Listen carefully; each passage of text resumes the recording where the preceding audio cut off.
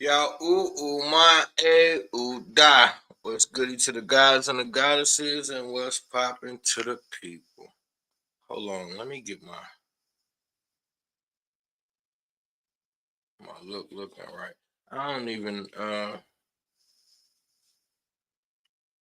We might be up here a long time. We might not be up here no time. It just depends on how y'all behave. But we definitely need to have a moment. We definitely need to have a moment. Let me see if So what we gonna do today is we gonna roll up and talk that talk. So first of all, we got these we got this bag of fun stuff, and we about to have at it. We got a lot to talk about today. So roll something. Let's deal with it. You got your boy Jay-Z. We got Silly Billy, as General Seti like to call him. We got witches, wizards, warlocks, witchcraft. It's a lot going on, man. We got uh all these predictions I keep making that y'all keep acting like I'm not making them. I've been told y'all about Joe Camel, Jay-Z. We already talked about this dude, and I've told y'all that he was my motivation for even getting off into this shit. One of my primary motivations, anyway. Um, oh. I need to see. We don't do cigars around here. We don't do cigars around here. You got to get this paper planes, man. We got to get these paper planes jumping off. Oh, yes. What's this blueberry joint? Green apple. See, that's how y'all supposed to do it, man. So we got if oh, let's see what this is. I was looking at instrumentals just to rock to while we was.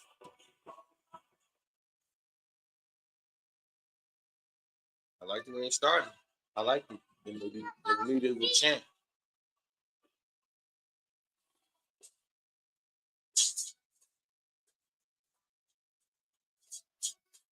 Yeah, it's kind of old schoolish. It's like they got some stuff in there that we could have worked with, but then they messed it all up. I don't know how I feel about this beat, but either way it goes, I know, I know how I feel about this. I know how I feel about this. So let's turn this down, man, and let's deal with. Let me turn that off and let's get to the good stuff. So now, first of all, let's deal with Silly Billy Carson. I did this in Clubhouse the other night, and I forgot. I said I was gonna bring it here. I said I was gonna come here first and break it down, and I was gonna do this and Clubhouse simultaneously. And I got on Clubhouse, and it was Clubhouse is popping, and I completely forgot about YouTube. Uh, but here's the thing: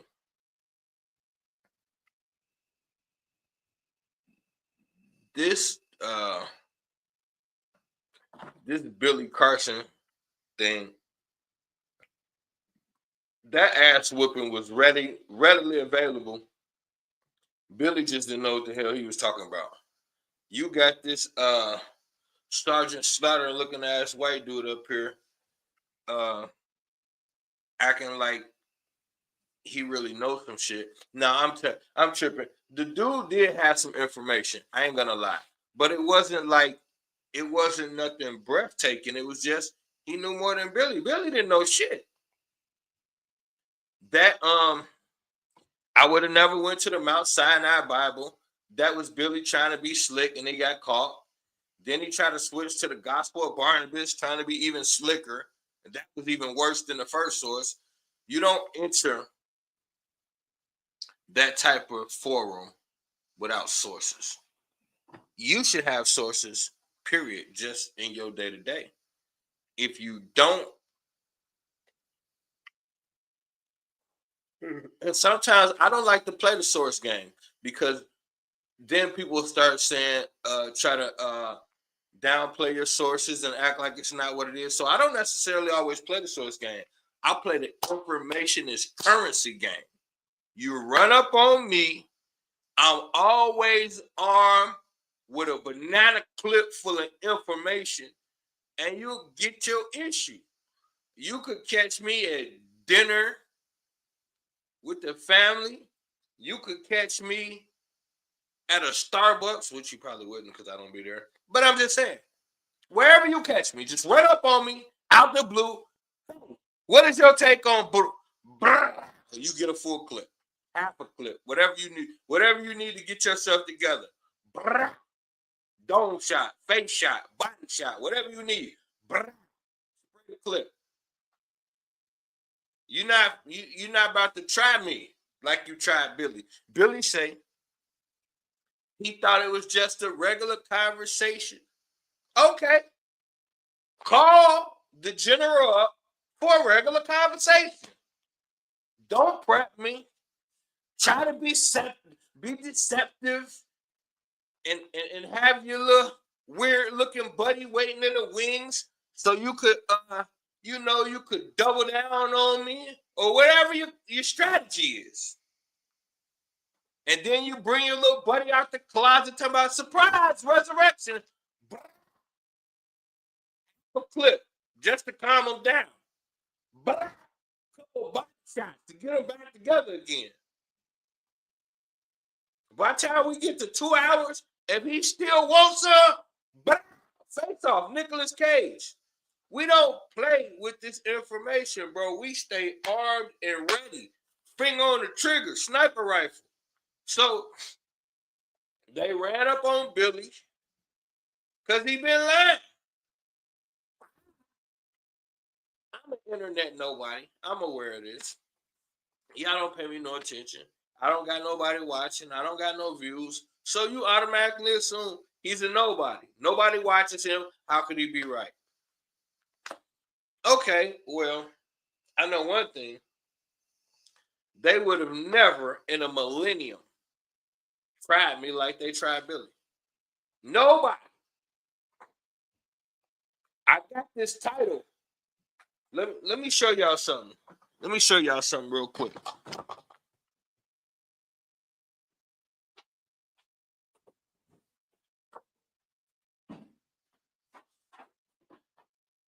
Let me show y'all something real quick. You see that? You see that right there? That's the title. It's so out of whack. It's getting dusty. Let me just put that on my shoulder for y'all to show y'all who you playing with. This belt right here say, if you try me on information, you will get your issue. This the real deal right here. So I don't play with these people. Let me this champ business right here. Let the champ gonna sit that in the back just so y'all could have a moment with that if you need to. I ain't gonna play with none of these guys. You know what? I need to start sitting this in the back during my lectures. Why is it? Oh, I see the green screen ain't cooperating with it. There we go. Yeah. So from now on, when you run up on me, understand it's Title Town. Wait, I gotta go this way. Yeah, it's Title Town when you fucking with me. So I'm not gonna choke up on something as simple as the resurrection. So let me help you out, Billy. Because I've seen a lot of people in the comment section, and y'all think because Billy got his ass whooped, that means that Christians is right. That's not what that means. That just means Billy got his ass whooped. It's got nothing to do with everything else. So, why is it? Got to look like my teeth black. Hold on, y'all. Let me get myself together. Why is it so bogus? Hold on. Virtual background. Y'all doing too much, family. Okay. So you just gotta, because we can't be doing black teeth and all of that. That's crazy, bro. All right, I got $1 million smile, family. You got me in here looking like the hobgoblin around the joint. No, we're not doing that. Okay. I don't know why it's so non-cooperative today. Let me see. The 40, the 47. I don't know. Good enough. As good as it's gonna get. All right. Back to the motherfucking regularly scheduled program. That black stuff on my teeth was not what's good. Now, hold on. Ain't none of my squad in the building. What the fuck is going on, bro? That's what we doing. Ain't nobody from the squad in the building, huh? That's what we doing. Okay. Where the hell is everybody at? We got. I hate that you can't play other artists on here. That's kind of whack, bro. Cause I got some artists that I be wanting to play that I know y'all ain't up on, but YouTube will snatch the video down, man. Down in middle school teaching and threw the kid across the classroom. You kids better stop playing with these old heads, man. Okay. Now I'm trying to get more of y'all involved so that we damn, he did him like security. Yeah, you lost your damn mind, Teach. You can't be whooping on these little kids like that. If you can't control your temper, goddamn it, quit. Yeah.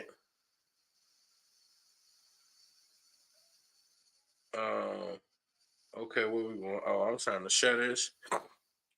Here we go, y'all. I'm just trying to share the video and then we're gonna get back to it. All right. There we go. Now, here we go. So now my thing is this right here. We got the resurrection. Now, what I was gonna do is I don't feel like it right now going through all that, but I just did a debate on the resurrection 6 months ago. This is easy work. This is easy work. First of all, if you're dealing with the resurrection, you have several resurrected deities, and you have several deities that was born of a virgin birth. These stories predate Christianity and the Jesus story. You got Dionysus. That predates Christianity and the Jesus story. This was a God born of a virgin. If you're Christian, you celebrate something called Easter, but it's from a goddess named Esther. Esther is another died and resurrected deity that predates Christianity. You have a fair amount of died and resurrected deities, and most of them have a birth date around the December 25th area. Now, the reason for this being is that this whole story about death and resurrection, this is a story about the yearly cycles. It's not a story about some white guy who actually died for 3 days and came back. You have on December 22nd, every year, the sun drops to its lowest point. Now, you have to think, in the ancient times, pre-book, pre any of these modern day things, all you had was stories being passed down by word of mouth. And these stories, it's called anthropomorphism. When you take human characteristics and add them to non-human things. Now, this is how the ancients told stories.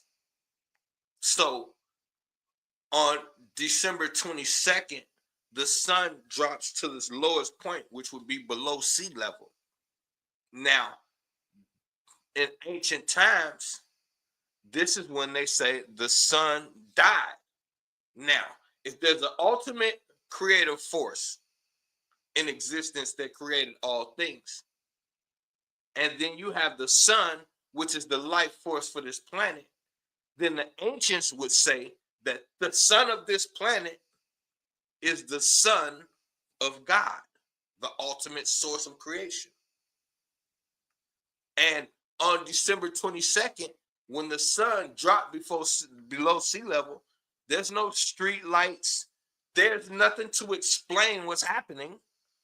The world just got dark as fuck. And on day 2, there's a little bit of light more than on day 3, which would be December 25th. The sun is born or reborn because it rises above sea level and can be seen again and lights up the world once again. And also, right as the sun rises above sea level, if you look, you could see the Son of God walking on water. These are metaphors of anthropomorphism that was used to explain in ancient times the way the world works. So that's what you're getting. So that's why so many cultures that we consider pagan all told this story of a dying and resurrecting God, of a birth date around December 25th. This is not a new story. This story predates Christianity by thousands of years. And it's been used by several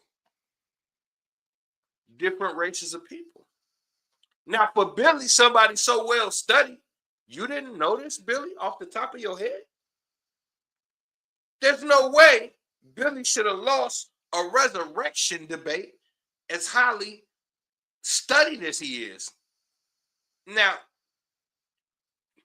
imagine if that was me in the ring with the little white guy. He just got spanked on his resurrection question. But wait a minute, I'm not done with him though. I told you, I keep a full clip. I keep a banana clip.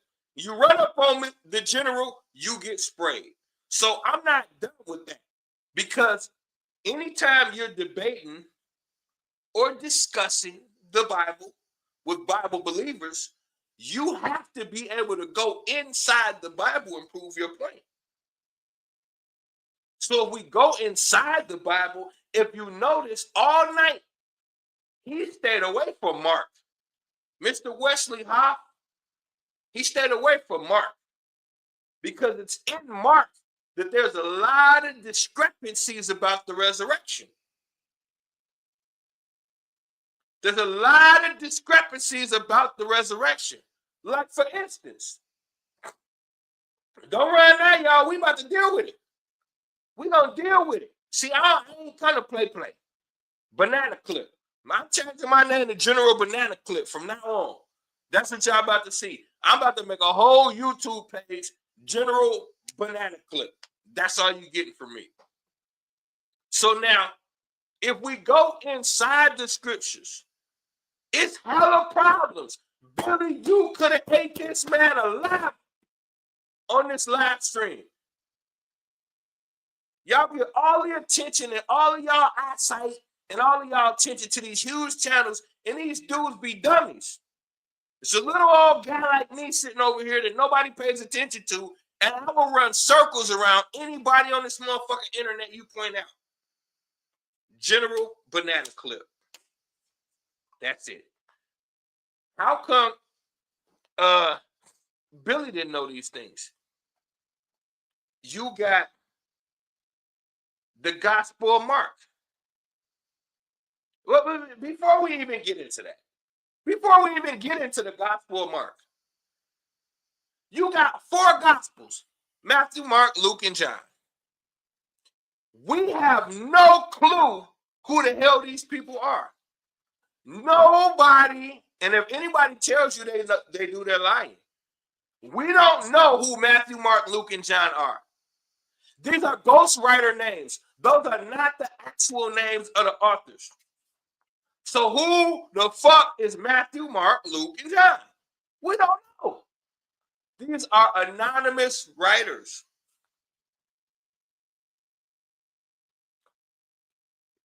You under the impression that these are disciples. No.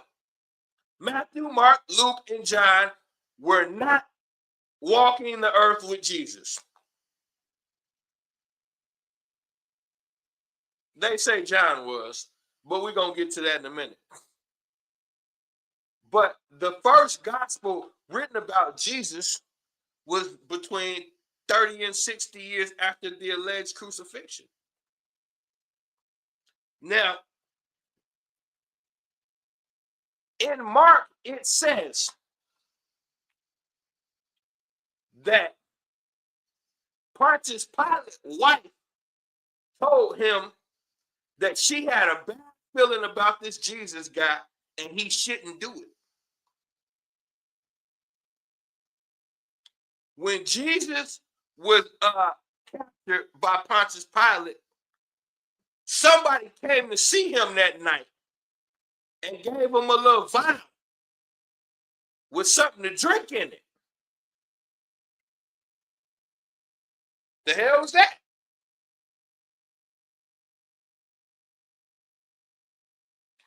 Now, this something to drink that they gave him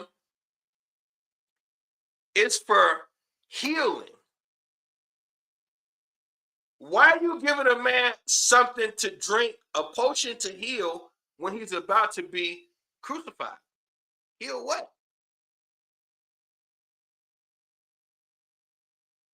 Now, and I'm freestyling. If anybody come up on this live stream playing with me, I will open up I'm telling y'all, I'm going off the dome, but it's General Banana Clip. If you jump on this live and try me, I'll pull that motherfucking PowerPoint out right now and wear your ass out. Don't play with me. I'm not Billy Carson. So you jump your over-intelligent ass up on this live if you want to and try me. I done told you I'm freestyling, but I get busy. Now, you got somebody delivered a potion to Jesus the night before. After Pontius Pilate's wife tell him, don't do it, she got a bad feeling about it. Then,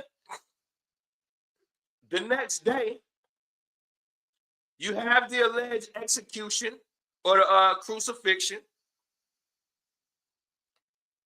Jesus, who's been telling everybody the whole time his purpose for coming here was so that this could happen. But now that it's actually happening, he looked up and said, why is this happening? That's some confusing shit. He was not ready to die. He said a prayer and said, God, if there's any way that you could stop this, take it away from me. I don't want this. Wait a minute. You scared now? Is you nervous, nigga? Okay. So it happens. But notice how, for one, the body get removed right away. And they said it was for religious reasons. That's some crapola. But Pontius Pilate was shocked when they say, what happened to Jesus? And they say he was dead already. Pontius Pilate was kind of shocked, like, he dead already? What you mean? Because he understood the preparations that they took the night before. But we about to get to that. So now, first of all, you got the body being taken away and moved to the outskirts of the city. And then you have, according to the Bible, these three Marys is the first ones to go to the tomb. And they didn't realize until they got there that there was nowhere to open the tomb. You walked all the way to the outskirts, not even knowing if you're going to be able to see this guy, because he got put on somebody else's property. So what would make Mary think that they could even go witness the body anyway? Somebody else came and took the body and put it on their property. It ain't in the old days where you can call like, hey, we finna come check Jesus. No, they just walked up there hoping they could get on private property and look at the dead guy. I don't know for what, but okay, whatever. And they don't realize until they get there, oh shit, we don't have anybody to help us open the tomb. Duh. But then it says, oh wait, the tomb is open. So then Mary wanders into the tomb and there's nobody. Now she's confused. What happened? So here's my first problem. If I go to the funeral home, you know, in the funeral home, you could buy those things where you put the body in the stand-up thing. I forgot what you call them, mausoleum or something like that.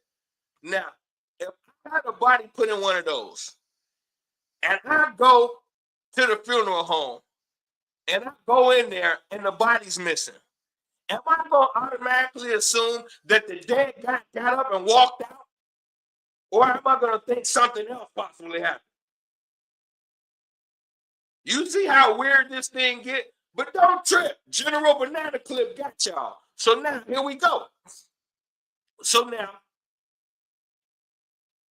when she see, now this is allegedly Mary Magdalene.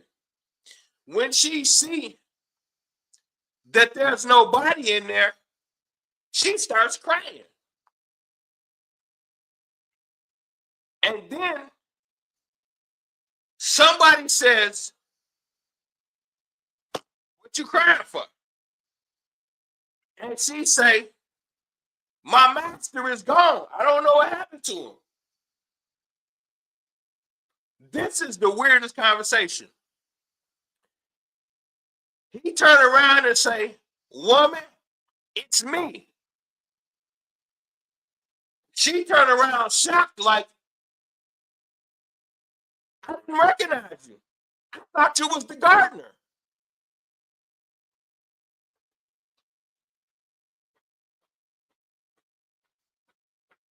It's all type of questions right now y'all should be asking, but y'all ain't gonna ask them because you're scary. Okay, so I'm gonna ask them for you. First and foremost, how does Mary Magdalene mistake Jesus Christ for the gardener? So much so that she seen the guy, was oblivious, and then started crying. And he had to tell her, woman, it's me. How does she not recognize Jesus? And why does she think he's the gardener? The only way she could have possibly thought that Jesus was the freaking gardener is if he was dressed like the damn gardener. Now, $1 million question. Why is Jesus Christ dressed like the gardener? I'm going to help you out. Because this is a space y'all scared to go into. because you don't like to use logic, but I'm going to have to. The only way you could think that I am the gardener is if I'm dressed like him. And the only reason why a man that's supposed to be dead is dressed like the gardener is if he's trying to escape. Remember, he got captured, he got put up on the cross, and then all of a sudden the tomb was empty, and we assume that he got up out the ground and walked off. Wait a minute. He's dressed like the gardener. Mary doesn't even recognize him. And then take it a step further. This is how you know I'm right. There was no death in resurrection because he didn't die in the first place. How do you know I'm right? Because I told you Mr. Hoff stayed his ass away from Mark because Mark is a snitch. Mark blows the whole thing wide open. And so here's the thing. He goes to hug him. And he said, no, don't touch me, because I have not yet ascended to my Father. Wait.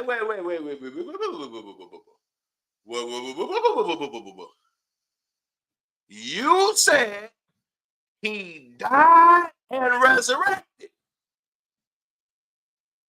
This is day 3. This is resurrection day, which means he should have been dead and is now coming back.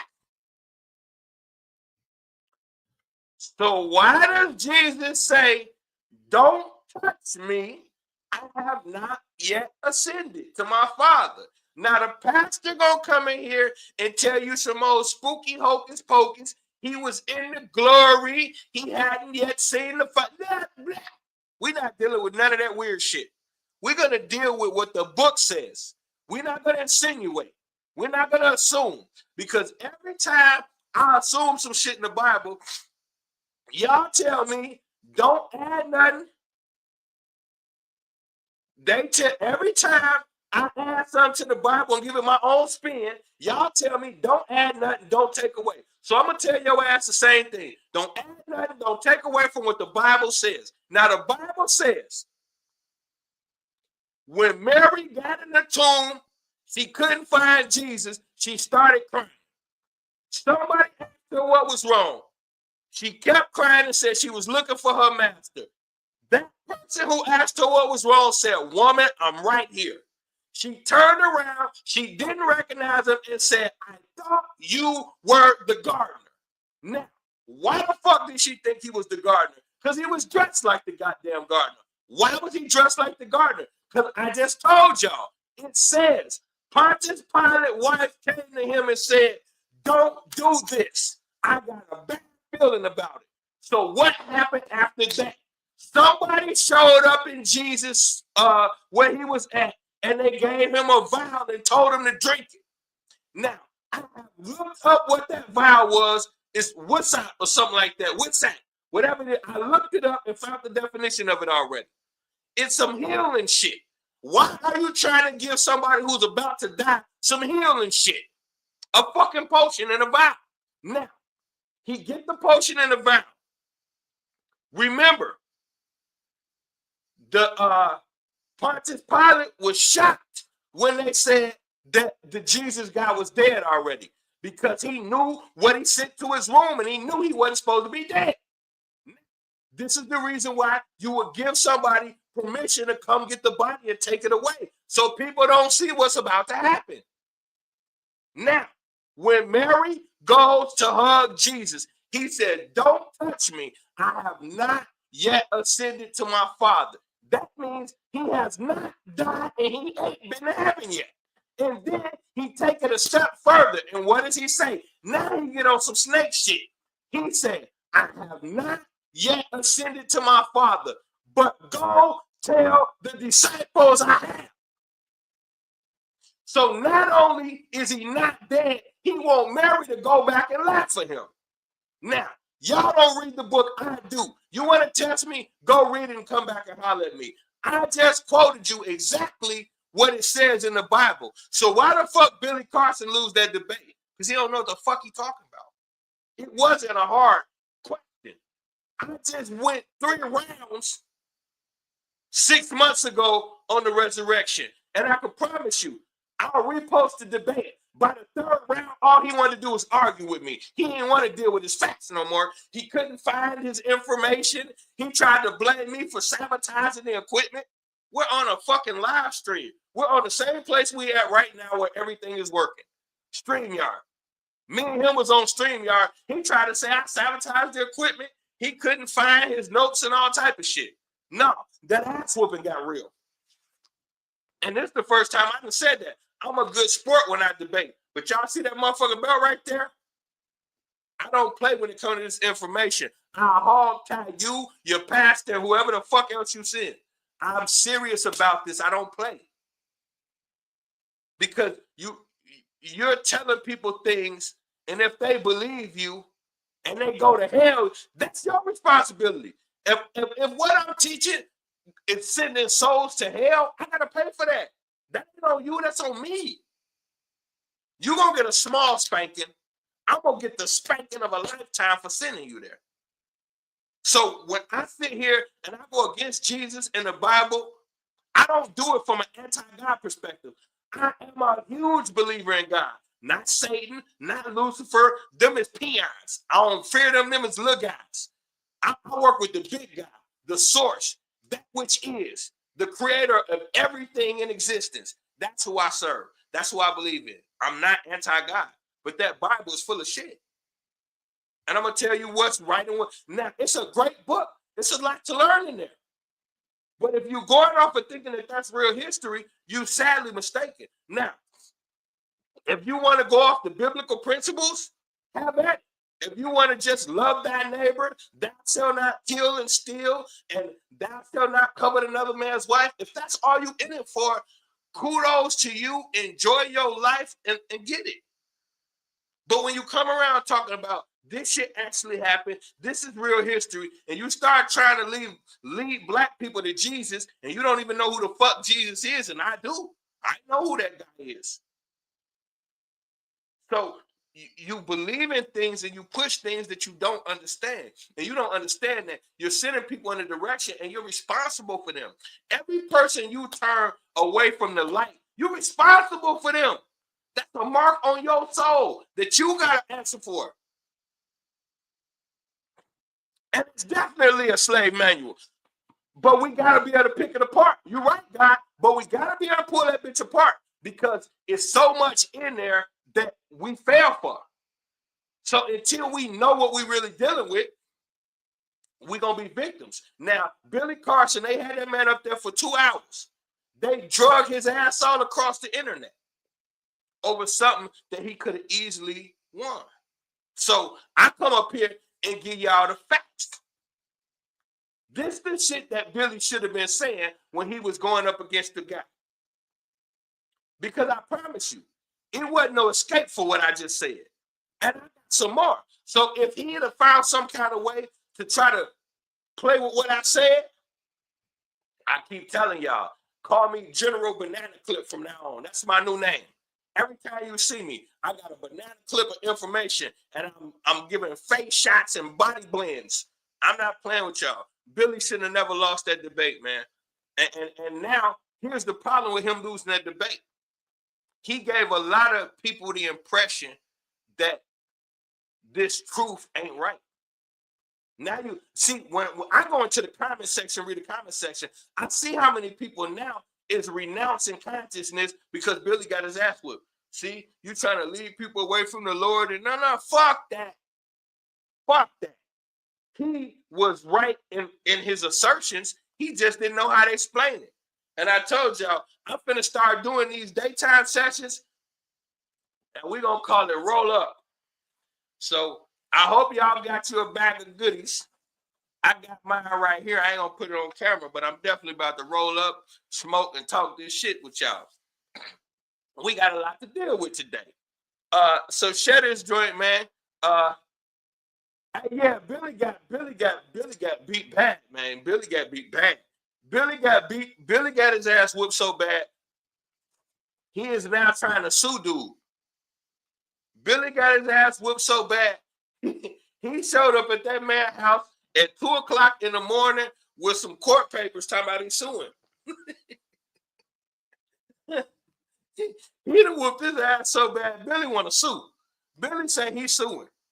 This shit ain't right. Take that shit off the internet or I'm suing. Billy, they got Billy on the goddamn porch ring cam at 2 a.m. in his goddamn London peacoat, ringing the doorbells and shit. Billy got his ass whooped. But that's the thing though. Billy and I was just telling one of the guys this about a month ago. He posted something about Billy Carson, and I told him, I said, Billy, all right, but he lied a lot. And fam gave me the, well, who you be listening to? And then I say, well, come fuck with me. Every time I teach, I send fam something. He never come fuck with me. And that's the reason why I'm up here today. Because y'all see, it ain't that many people in here fucking with me. Y'all go to them people that got all of them views and all that shit, and you assume since they got all them views and shit, they telling the truth. No, I will run circles around. Listen, I'm gonna tell y'all like this right here. You could point out whoever you want on this internet that teach. Go get one of their videos and send it to me. I guarantee you, I already got a video that'll destroy that shit. I don't be fucking around. Y'all just don't fuck with me. This shit, boy, all right. Now, somebody else. No, it was another thing that Billy was talking about how much the old Bible, how much the Bible has been oppressive. This white guy sat up there and said that actually it's the opposite. He named some people you never heard of. They're not primary people, and he talking about well, according to the consensus show that everywhere that Christianity has gone, that the treatment of women has become better, and the treatment of people. Are you fucking kidding me? You said on hold on. If I had some glasses, I'd take them off right now. Because when you don't know what the fuck you talking about, these people start saying anything to you. Hold on. And everybody know I'm not a racist guy. But I'm not somebody to play with. You sat on a panel as a black man, and you let a white guy tell you that the Bible is not oppressive? I take issue with that. No! Nothing on this planet. Hear me when I tell you this. Nothing on this planet has enslaved more people than Christianity. As a black man who talks about Africa, you sat on a panel and let a white guy tell you that Christianity has increased the treatment of women and decreased oppression everywhere it has went, according to the consensus. Who the fuck took the consensus? Adolf Hitler, you lying motherfucker? Christianity has enslaved more people than any other religion on the planet. The biblical God murders 10 times more people than Satan. What are we talking about? I would have had a breakfast, lunch, and dinner on this goddamn platform. That's why they don't let people like me on these platforms. You got to understand. Let me explain something to y'all. I'm gonna deal with this Bible real quick. A couple more things. I got 2 more points I want to make. Then we're gonna deal with the Jay-Z, the witchcraft, and all that shit. Because I'm finna get deep today. That's why I told y'all. I don't fly paper planes. I don't do the raps and all of that shit where y'all like to smoke tree branches and just put, nah, I don't do that. I can't do that. My lungs, I'm almost 50, I can't. But you give me a paper plane and I can enjoy myself. Some of y'all might like to sip. Pour you something. Today is going to be a good day. This is my last off day of work. So I'm gonna kick this shit with y'all. I used to do this a lot. I can't do it in the daytime no more. But so let's deal with it. Now, my other issue is we don't understand how this thing works. And I think it's important for us to break this down. So now, here's my thing. We look at the ancient world under the lens of modern day thinking. And what I mean by that is, right now, whatever you believe, you could take your beliefs and you could take them anywhere and say what you want to say. And people got to respect that by law. It wasn't like that in the ancient times. So here's my point. How does religion get spread? I don't think we understand that process because I never hear people discuss it. How does religion get spread? That's a very important question. Because you have an area that is controlled by a king. The only religion allowed in that area is whatever religion that the king ordains. So every religion has to be approved by the king or the leader of that region. Why does a king approve a religion? How does it benefit the king? You think he really give a fuck if your soul is saved? You think the king of England really cares if you save your soul through Christ? See, we gotta, as they say, put some paint where it ain't. We gotta put some perspective on this shit. Religions come from war. Religion is a control mechanism. So here's how it really goes, so we can stop speculating. If you're a Muslim nation and I'm a Christian nation, and we go to war, it's already understood that this war is my God versus your God. It's just that simple. I worship Allah. You worship Jesus. In Islam, Jesus is just a prophet. He's nothing to worship. So already we disagree on the primary premise. So now, if I win, then you're not allowed to still be a Muslim tomorrow. Unless I say so. But I have to give you that permission. If I win the war as a Christian, when we wake up tomorrow, whether you get to worship Islam or not is completely up to me. I could say anybody caught worshiping Islam will get murdered, which is what usually happens. So, in order for a religion to be in an area, it has to work for the ruler of that area. Now, let's get to the point. When you look at how Christianity was spread, it was always spread through conquering rulers. That's not the impression that you get. You think Jesus was this lovable guy and God created this doctrine, and because God wanted it to spread, this is how it became popular. No, that's not what happened.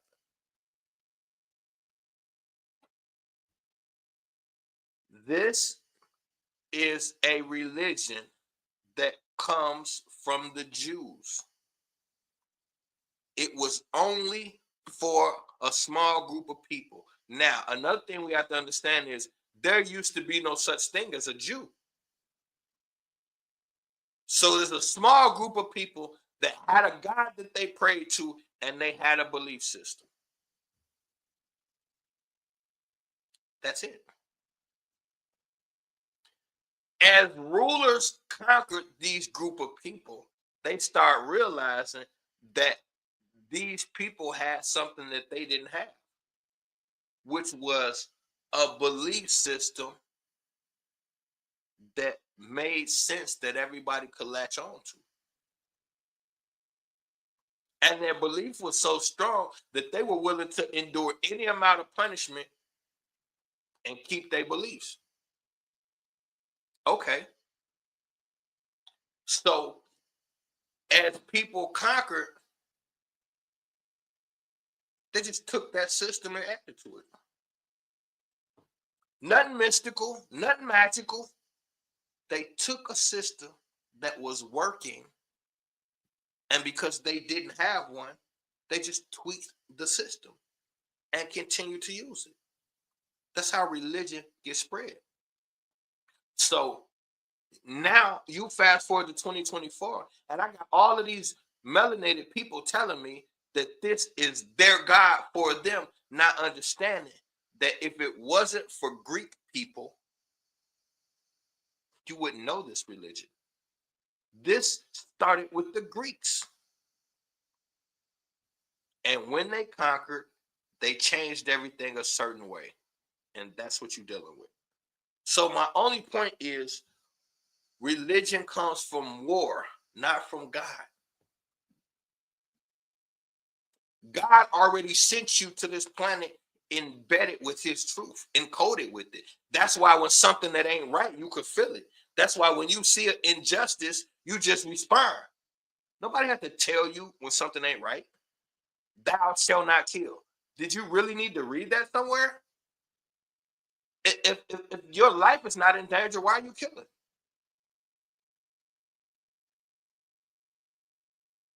Thou shalt not covet another man's wife.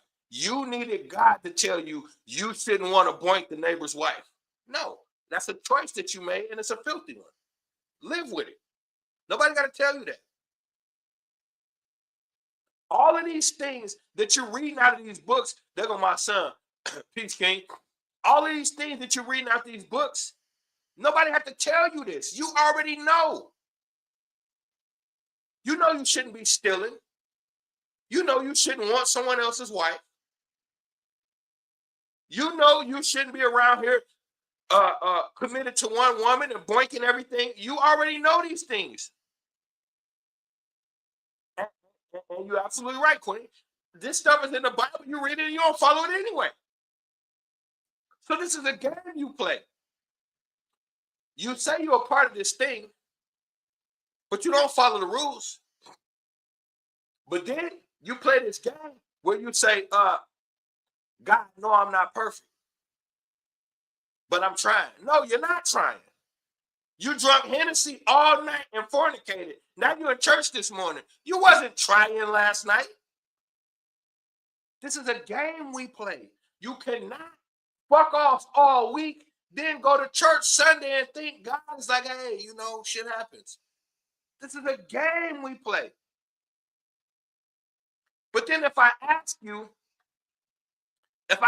some serious questions about this church thing, you're going to start getting frustrated with me. Like, who is this Holy Ghost? Who's the Holy Ghost? And this Holy Ghost thing is important for women, because in any church building in America, it's going to be 85 to 90% women in the church building every week.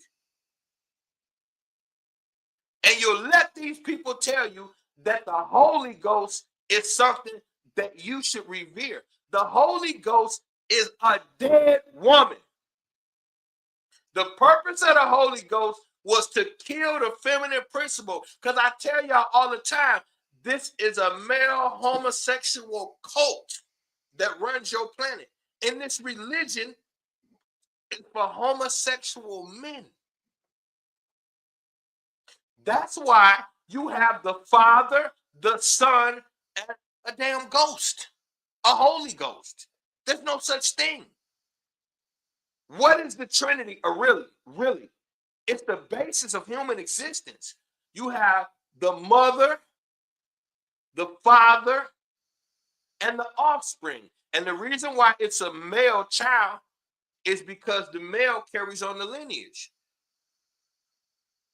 So you're going to have the father, mother, son. That's the Trinity. That's reproduction. That's the only way you enter and exit this planet is through father, mother, and then you get a. It's life. It's the life cycle of this planet. That's what the Holy Trinity is. They had 7 meetings, 7 council meetings to undo this. And then it became father, mother. They switched the father to Zeus. They switched the son. And then to Serapis. Serapis was the first version of Jesus that came from Greece. So the Greeks came up with Serapis, who later became Jesus. So the Holy Trinity first was they switched the god of Zeus. They switched Jesus to Serapis, and then they switched and they switched Isis and brought in Mary. Then they got rid of Mary and turned Mary into the Holy Ghost. You kill the feminine principle. And who did this? Rome did this. Now, every February 14th, y'all participate in this Valentine's Day thing. And then you want to be romantic. And you want to have something called romance. Not understanding what you're doing. This is Rome. Rome came up with the word romance, man, and romantic.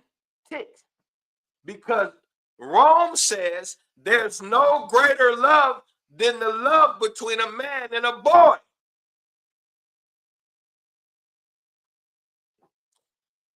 This is a homosexual society. Have yourself, this is what my son say all the time. Have yourself a quick Google moment.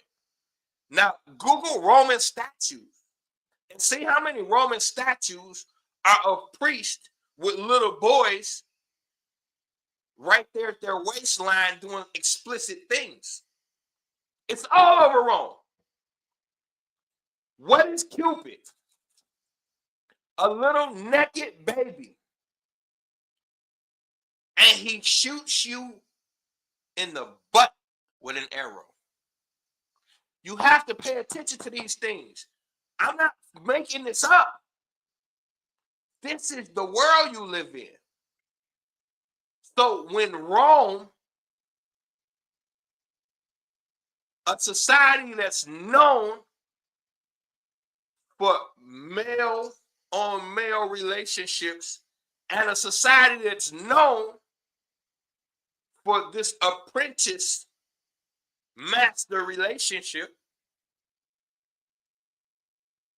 that's why you hear them calling him master all the time in the Bible. That's why you hear them referring to Jesus as master. The disciples call him master all the time because of this apprentice master relationship. The apprentice has no say. You have to understand what you see. We don't know history. It was so poor back then. Y'all see this in the black community where we were so poor that some of these black mothers would let their daughters go off and become celebrities, Argentina, not knowing that the celebrity is a monster. Or sometimes they did know. The situation we heard with R. Kelly, all the parents giving their kids to R. Kelly, this is not new practice. They've been doing this. It's a way to get out of poverty. They've been doing it for thousands of years. So back in the old times, when you had these teacher-apprentice relationships, you'll have a young man that had talent. You'll have an older wealthy man. The family is dirt poor. The older man come to the family and say, your son got talent. He gonna join us. I'm gonna send y'all some money, and we gonna bring his talent to the forefront. The parent don't take him.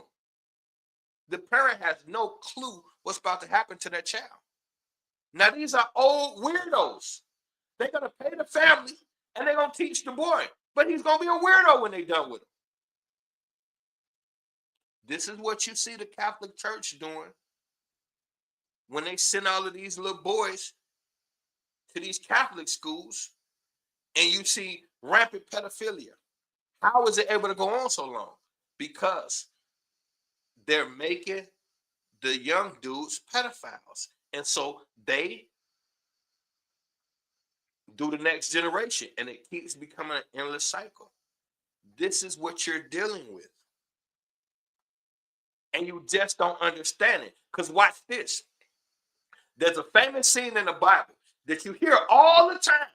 Every pastor love to tell you this scene. They love to tell you about how Jesus washed the feet of his disciples. And they tell you it's because Jesus is the Son of God, somebody so important, but he's humble enough to wash the feet of his disciples. Here's what they don't tell you. And since y'all don't read it for yourself, I read it for myself. Here's the part pastor like to leave out when he tells this fucked up ass story. He don't tell you about the small little part that says Jesus removed his robe first.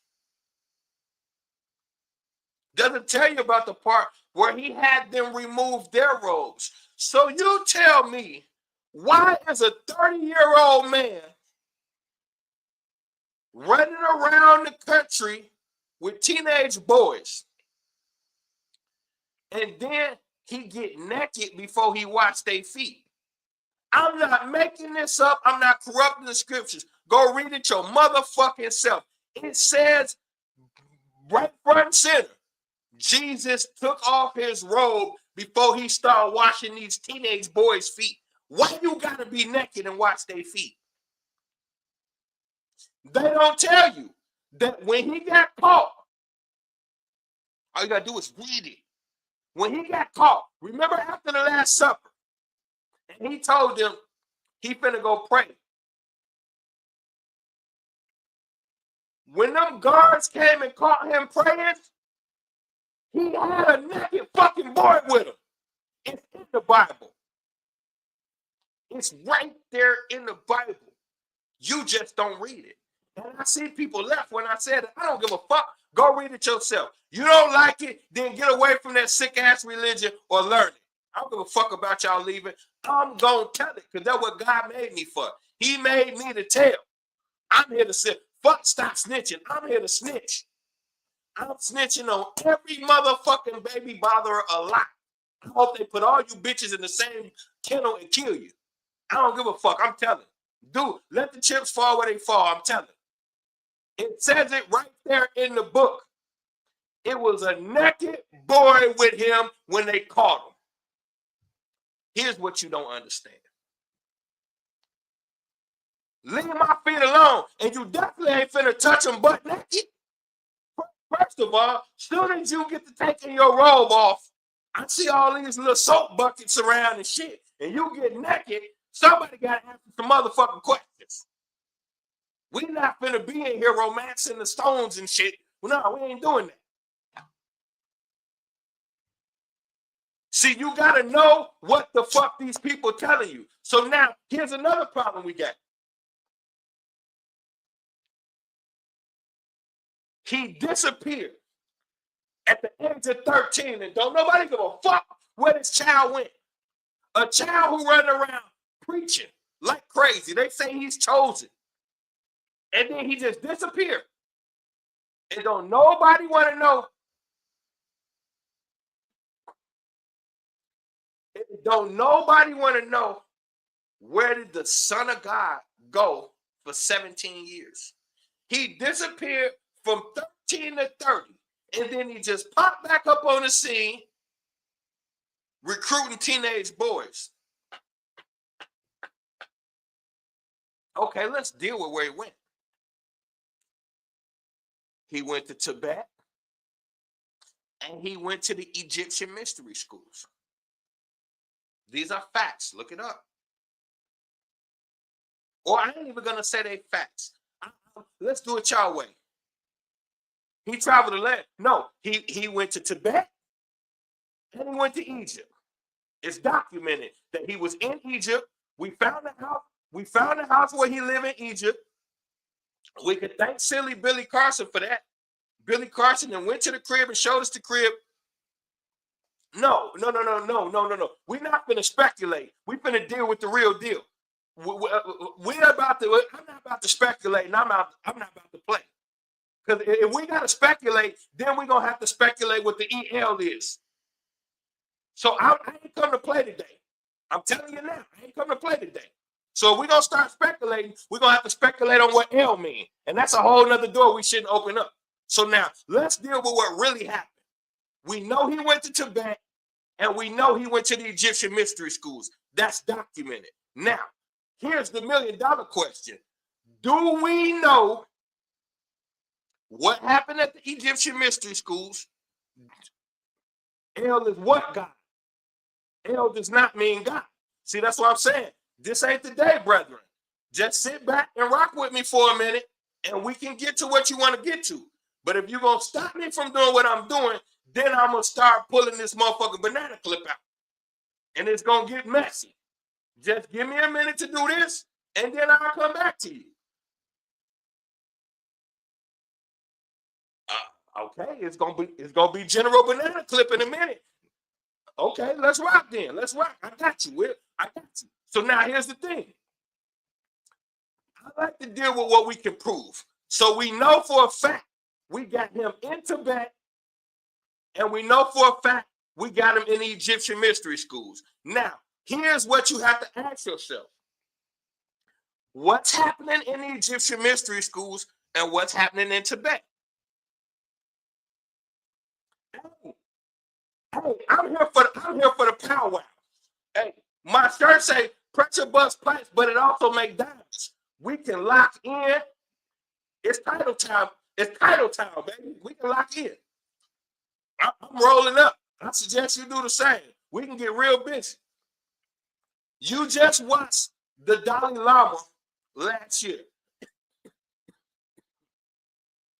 We just watched the Dalai Lama last year come on national TV and tell a little kid suck his finger. If you look into the Dalai Lama and what goes on in Tibet, they got a history of pedophilia just as long as the Catholic Church. It's a zillion pedophile cases dealing with this Dalai Lama shit. Tell you why. The Dalai Lama is supposed to be the chosen child that's born. The Dalai Lama is supposed to be the chosen child that's born. So the day that as soon as the child born, you bring it to the Dalai Lama, and you got to leave your babies with them for 2 weeks to examine the babies. Nobody get to see. So you take the baby, drop the baby off, and leave it with these weirdos for 2 weeks while they examine the baby, and then get a baby back when they done. Why they made the movie Golden Child. And what they was doing, that's a good example. What they was doing with the Golden Child. They had him drinking blood and trying to do what? Satanic rituals with that little boy. This is what they do out there in Tibet. So now, we have to understand what really happened with this Jesus thing. Now, y'all can look up a guy named Ben Pintera. This is a Roman soldier. And we got lots of evidence leading to the fact that this is the real father of the guy that y'all call Jesus Christ or Yahshua. We're going to stop using Jesus Christ. We're going to say Yahshua. Jesus Christ is not a person, but there was a Yahshua. Now, we got evidence of a Roman soldier named Ben Patera. Now, how does Jesus get to these? How does he get out of Rome? He just disappeared. How does he get out of Rome? If you have a father that's a high-ranking Roman soldier, but has a child that nobody can know he has. That's why the child is staying with a 90-year-old man named Joseph. Mary was 14. Joseph was 90. This is why they say somebody came unto Mary and impregnated her. There's something else going on. This is how Jesus gets out of that area. Now, he sent to the mystery schools. Now, if you know anything about the mystery schools, it's the same thing as these Catholic churches. It's all male, all boys, and they're playing with them. This is what he has to endure as a young man while he's being educated. They're moving him around to these different mystery schools. He's definitely genius level thinker. He's definitely high level thinking. And so they're sending him to nurture his intelligence. But he's going through the mystery schools. He's in Egypt and he's in Tibet. He's in other places. But these are two places we know for a fact he's at. And in both of these places are heavy pedophilia. You talking science, bro. Numbers don't lie. A bright mind can see. We going there. So now, if this is the case, then we understand he has to navigate two of the greatest educational places for high-level thinking and also alchemy. Remember, when he comes back, he's doing alchemy. When he's healing people, and this is alchemy he's doing. See, they're teaching it to us like it's some mysterious gifts from God. That's not what you're dealing with. You're dealing with somebody who went to these mystery schools, spent his entire teenage and adult life learning the high sciences and learning alchemy. So when he come back and he's performing what's being considered as miracles, this is the stuff that he learned in the mystery schools on an alchemic level. Now, I'm trying to find my laptop finna die, y'all. My fault. I just don't want it to die while we talking. Wow. Okay. So now, this is what when we're talking about these miracles being performed, this is what he learned while he was abroad. But the problem is, when he comes back, he's only recruiting teenage boys. And we have to understand something. These shot that is the moment that we need to be taking about talking about our community, the things that saving is prevalent today. This is the beginning. You got to look at the title, bro. We're about to talk about everything. This is just the beginning. The problem is, we know the old saying. If we don't, oh yeah, I'm about to really get to it. If you don't get it, if we don't understand the past, we're doing to repeat it. Our people are stuck on these stories, these mythologies, and these beings, these individuals. So we have to, as I say, put some paint where it ain't. We have to understand the past, and then we can move accordingly. We're still caught up in these stuff. So I can't move past it because our people still caught up on it. So now, here's the thing. He's going to these schools. He's getting this information. Now, what does he do with it? When he come back,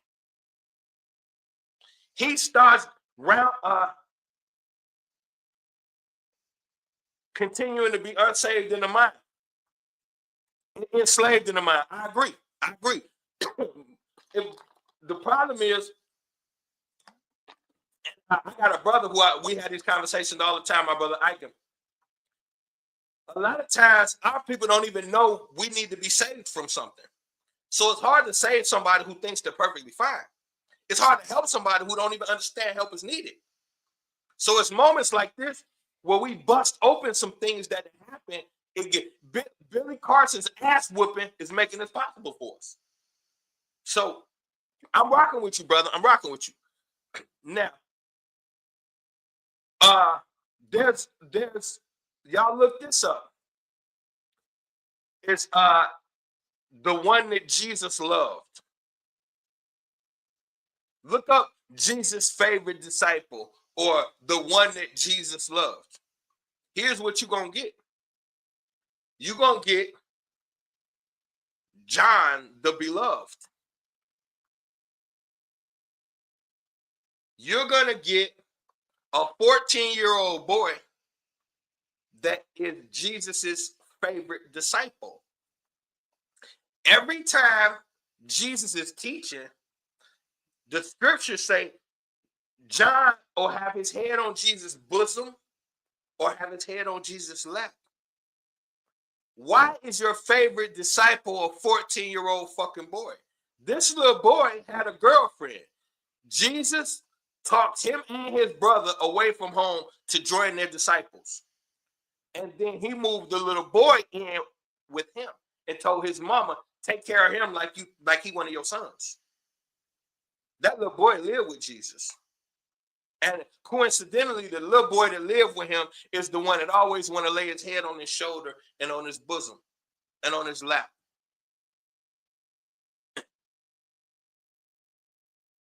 This ain't that. We're not going to keep pretending we don't see what we see. Now, isn't it easy as hell to convince a child to do something inappropriate if you're showing him where Jesus did it? If I can go right there in the scripture as a priest and I can show you the scripture where Jesus was overstepping certain little lines, then I can overstep them. We have to understand who wrote these things. This did not come from God. When you get to the Jesus version of the Bible, all of it was written by Rome. Not God, not nobody divine, written by Rome. Here's what you have to understand. Somebody has to be hired to do that. You have to pay someone to write these things and put them together for you. For what purpose? To control the people. If you don't understand war and politics, you can't understand religion. At the time where Christianity became a primary religion, it was made that way by someone named Constantine. Constantine had a Rome that was divided 4 ways. His father tried to unify Rome and died trying. Now, his father died in the middle of his rule. Now a young man who's not even ready is forced to step onto the throne. And then he has to unify a land that is ridden with war because they're trying to suppress Christianity. Not because it's this God thing, simply because it's a belief that is dividing their money. They don't care about what God you believe in. Money. All of these rabble rousers are fucking up our money and making it so we can't run the kingdom. That's what matters. So then dude got an idea. We can use this to benefit everybody. And what we don't understand is 3 years prior, almost 3 years prior to what Constantine did, his cousins did the same thing. So he just followed the blueprint. There's political things going on that we don't understand. So when you get a religion or religious doctrine that has a lot of hidden pedophile things, then you see the people who put it together are into homosexuality and pedophilia, then it starts to make sense, some of these stories. You got stories in there where men want to rape angels randomly. You start to see where this stuff comes from if you study the people beforehand and then you study the doctrine.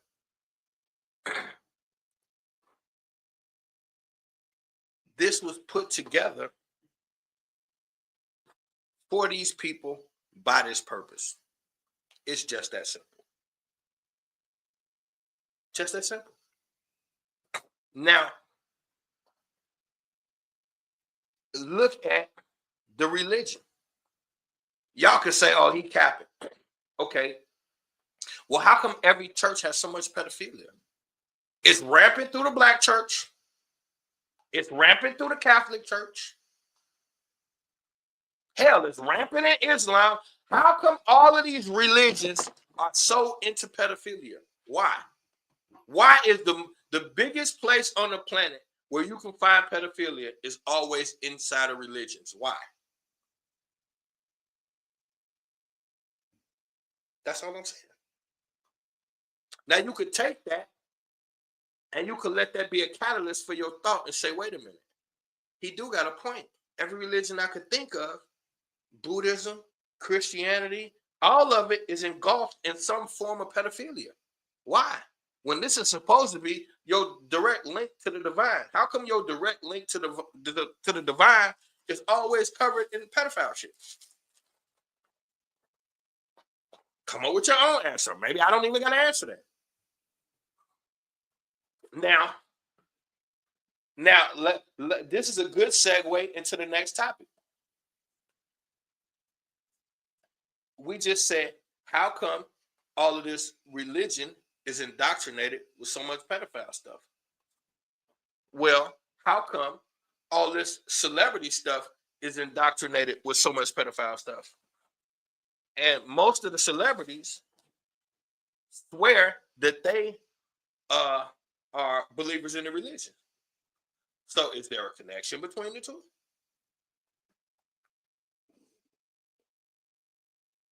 Now we got Jay-Z on the chopping block after they did Puffy. And all I keep seeing is people saying that they just trying to do this to black men and they just trying to tear down black men and y'all supporting. Well, black men shouldn't put themselves in these compromising ass positions. How about that? Because all of this is connected. And when do we start to look at this as not being separate things and see that there's a common thread? And it's the children.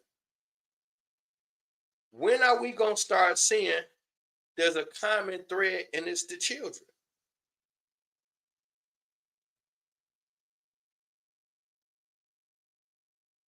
You got these parties that they're calling, now they call them freak-offs. And they have made this exclusively like they're connecting it to Puffy. And they're connecting it to this thing. And they're connecting it to that thing. And when are we going to see that there is no this thing or that thing, that there's one thing that's actually happening? All of this is rituals. All of this is rituals. Why? Because of this religion. The real religion is not what they're telling y'all. There's a religion that all of y'all are following and don't even know it. And you calling it Islam, you calling it Catholicism, you calling it Christianity, you calling it all of these cute little things that make you innocent and good. I'm glad when y'all call it what it is and admit who you are. Because what y'all support is Luciferianism. Y'all a bunch of Luciferians. If you're supporting any religion that is on this planet, you're a Luciferian. That's what all of this is. It's created by the same mind for the same person, for the same purpose. There is no path to God through religion. The path to God is your heart. Anybody tell you anything else, they lied. And I don't give a fuck who they are. I don't care if it's your mama, daddy, granny. The path to God is your heart. The only thing you have to do is have God in your heart for real. Because if you really have God in your heart, it'll dictate how you do. If you don't have God in your heart, it will allow you to be manipulated. Now, I said I want to. I said I want to say this part, but I kind of need to touch on it. So I don't know if my brother Eugene is still in the building or not. But in order for us to go where we need to go, we need to open up some doors, man. And call this thing what it really is. Where this is a Luciferian planet. And y'all study Luciferianism. And Luciferianism is the upgrade to Satanism. Satanism is the root religion. Luciferianism is the fancy new spin. It's like it's an upgrade. We learned a little bit more about how to manipulate the world, so we're gonna advance this thing a little bit. Jesus died at the age of 33. 33 is Masonic. He disappeared at the age of 13. 13 is the forbidden number.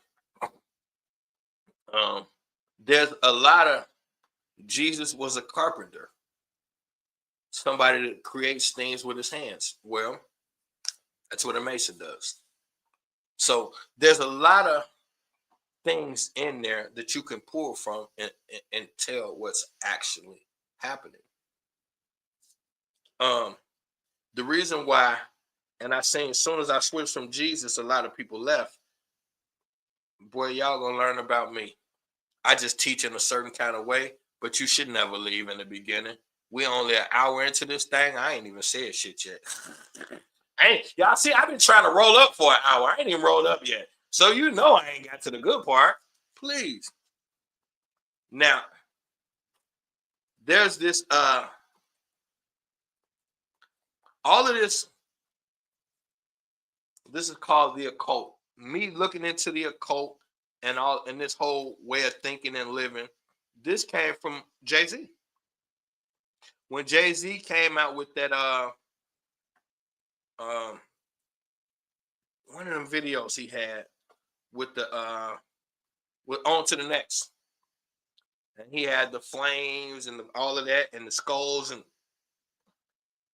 I started decoding videos then, and that's when I first learned that these videos are their rituals and their Bible scriptures. They're telling you biblical stories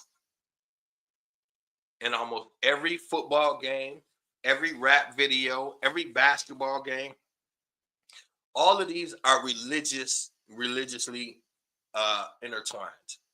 If you think basketball and football is not religious, you crazy. Why you think LeBron in the beginning, he used to put his hands in the powder and throw the powder in the air. And then he put 666 on his forehead 3 times for the Trinity. And the Trinity, when they do it, that is them admitting homosexuality, because they understand the Holy Ghost is a ghost is dead. So if it used to be Father, Son, and Mother, and they change it to Father, Son, and Ghost, that means they killed the feminine principle. That's why you live in such a male chauvinistic Christian society. That's why when dudes said the treatment of women have been enhanced with Christianity, wasn't it the Christians that was hanging the women in the witch trials? What the fuck are you talking about? The Salem witch trials, that was Christians hanging women. Now they want you to think it was white women, but it wasn't. It was black women. A couple of white women got it too, but it was mostly black women. Those were Christians. Who killed the Pilgrims and shit? I mean, who killed the Native Americans for Thanksgiving? Those are Christians. How the fuck does Christianity enhance life everywhere it went, especially for women? Y'all like to hang women and murder them. Billy wasn't ready, but either way it go. So now you got to look at it like there's something going on bigger than what we're seeing. Jay-Z was doing an interview. He was coming out with the Blueprint 3. And they asked him where he come up with the concept and the artwork. And he started talking about engravings in a cave and things of that nature. And then he did this interview in all black with a t-shirt that said, "Do what thou wilt." Now, we tend to ignore all type of things. But "do what thou wilt" comes from a man named Aleister Crowley. This man coined himself the Beast, the wickedest man alive.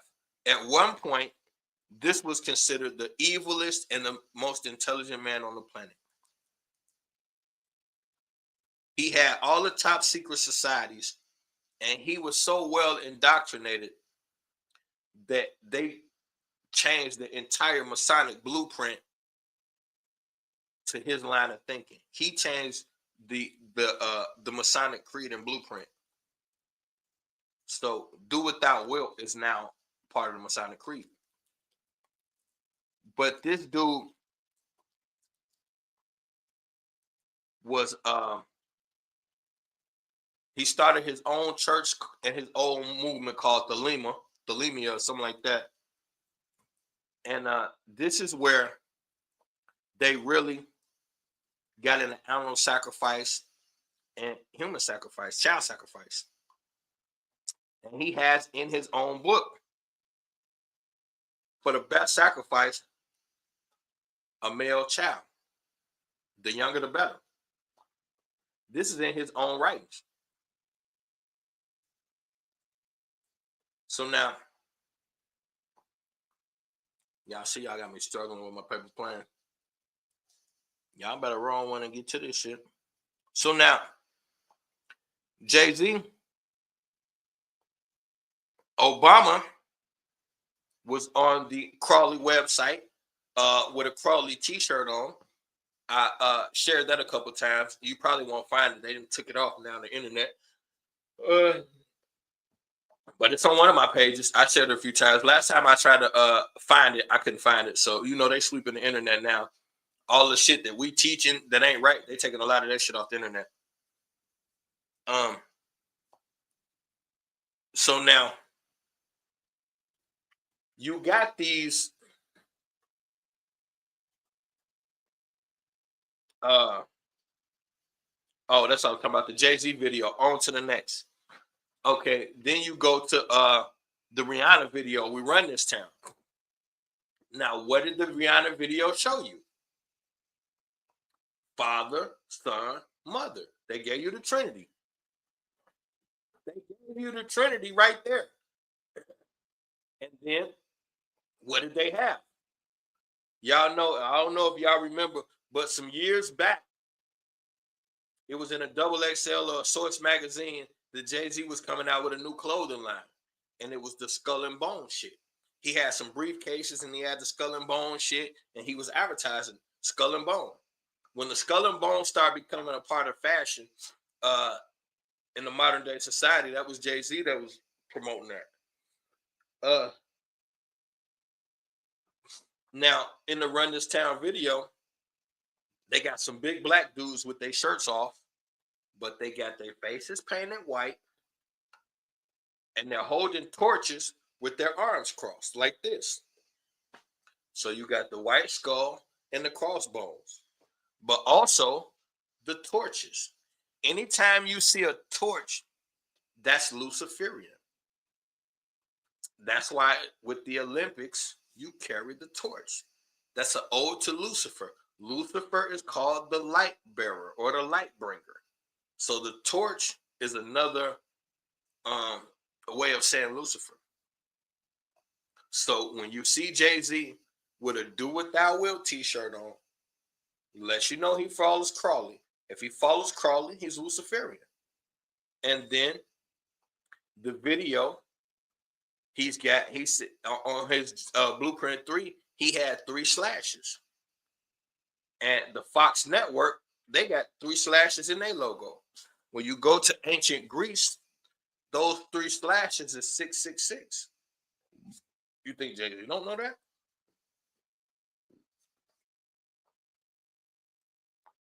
This is the level you have to think on when dealing with these people. They don't think on this lower level that we've been taught to think on. Everything is deceptive and encoded. So you have to start getting into the coding system. And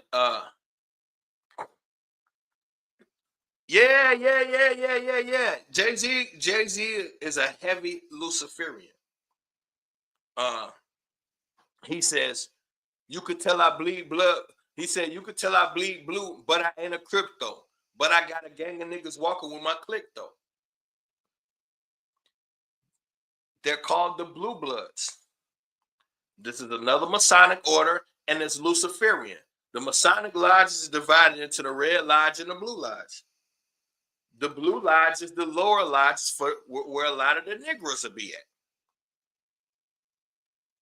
Everything is, I keep telling y'all, there's 2 sides on this planet. They're broken. The Democrat Republican thing is real. They're just not called Democrats and Republicans. That's the name that they gave y'all.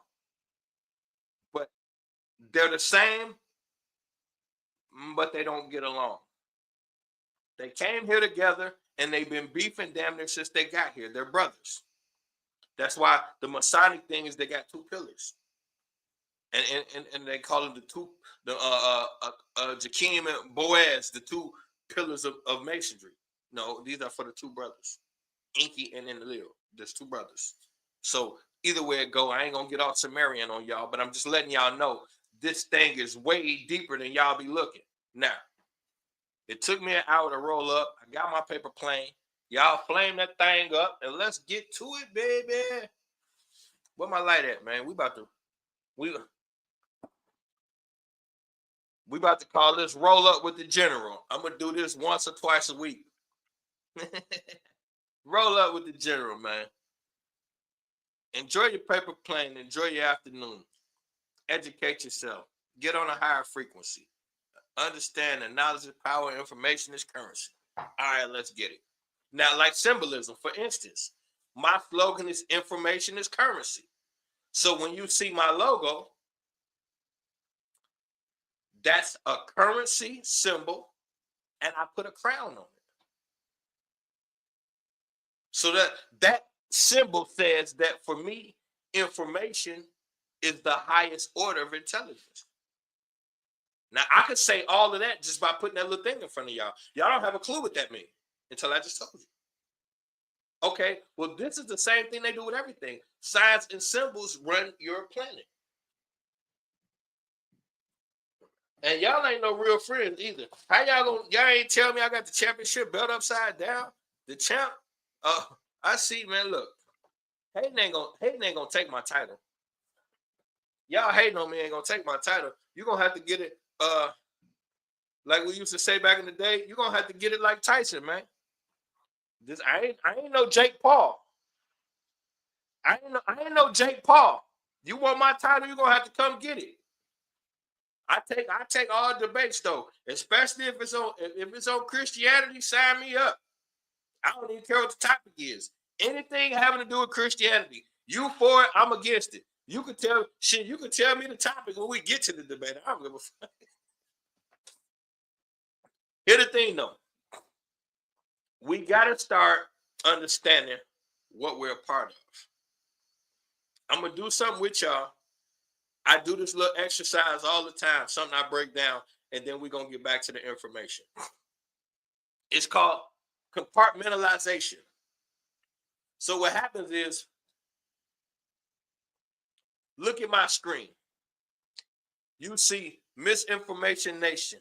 You see how they got that in a little box? Then you see my face. is inside a little box.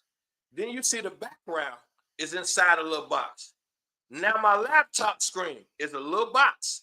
My keyboard is a box. And all my keys are little bitty boxes.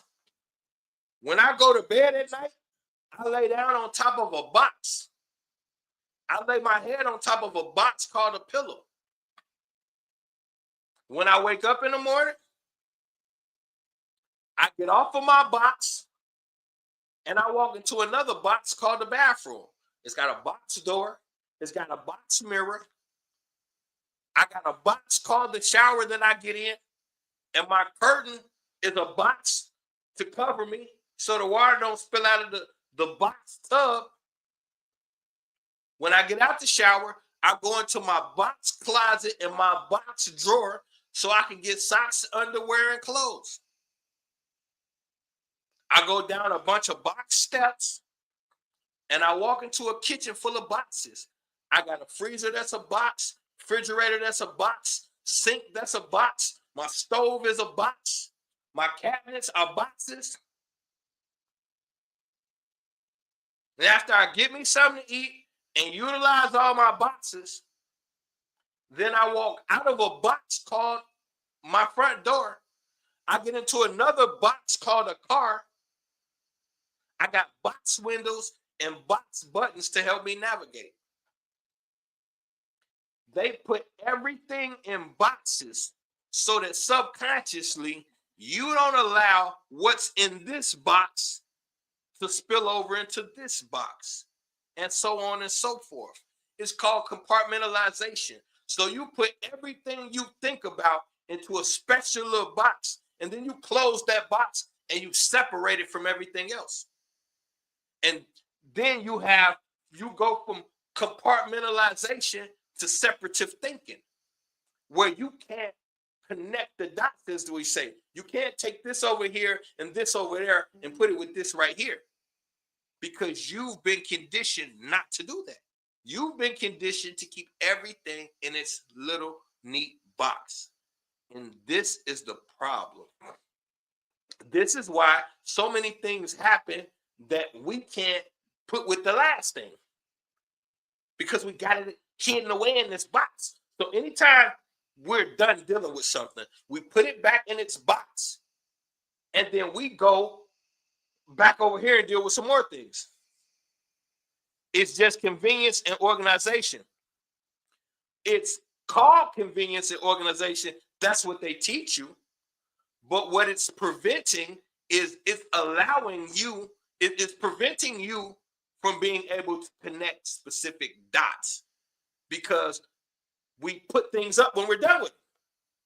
We don't have them accessible, so that if something comes up that correlates with this other thing in this box, we usually can't catch it, because we got everything in these special little places. And so what we have to learn how to do is connect everything and understand that all is one. There's no such thing as an isolated incident. Anything that has ever happened is connected to something that already happened. It's impossible.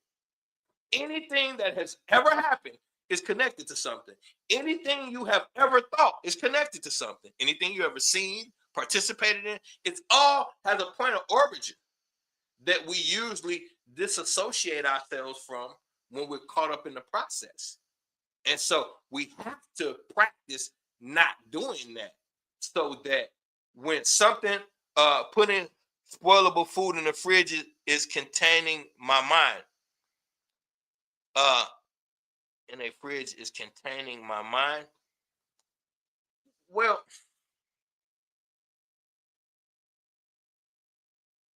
if everything is perception, so from a perceptive standpoint, this is the tomato moment. What you're saying, we can't classify as wrong. What I'm saying is a tool that can help us further navigate the future so that we don't overlook things that are connected. So, like, for instance, when we look at I'm talking about. I'm kind of talking about Jay-Z and P Diddy right now. We looking at these as isolated incidents. We still haven't been able to admit to ourselves that it's the entire industry. That's the type of thing I mean. Our separative thinking won't allow us to just come out and say, wait a minute, I'm noticing a pattern here in religion and in entertainment that seems to be a singular thing. No, we got entertainment over here, we got religion over here, we got how we feel somewhere in the middle, and these are all three separate things that we're trying to navigate. No, no, no, no, no, no, no, no, no, no. When do we reach the conclusion that our planet has a problem and it's expressing itself in many different avenues? You speaking to the newly awakened, my bad.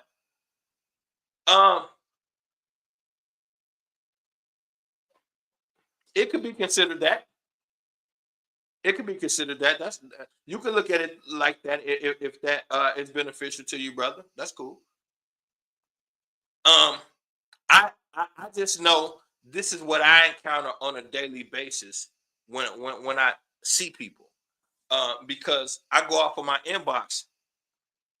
Yeah, I didn't take it personal, brother. I go on my inbox and I was just amazed at how many people are shocked about Jay-Z. And to me, I don't understand how we didn't get it at R. Kelly.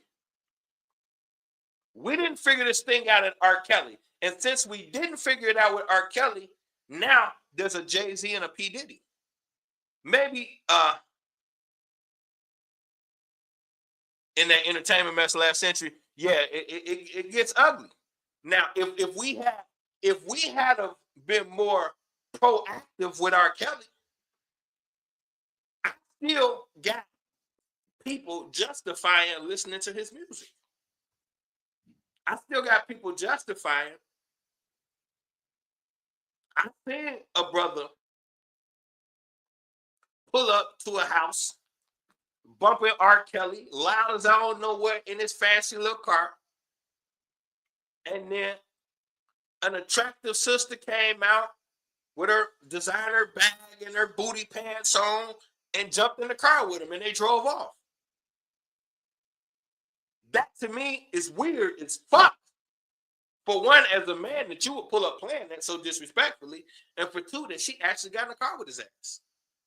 That lets me know right there that we're so disconnected from one event to the next.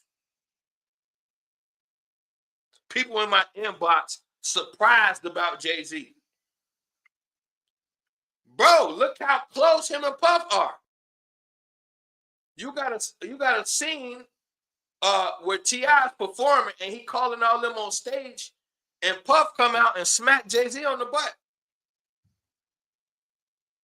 And that's a perfect down south connect in the building. What's going on, kinfolk? Oh, you the perfect person to have in here for today. You the perfect person to have in here for today, my down south partner. I'm gonna finish this part up, then me and you gonna talk a little taste. When Puff came out, smacked Jay on the butt during the T.I. performance. Here's my $1 million question. Why is it okay for a grown man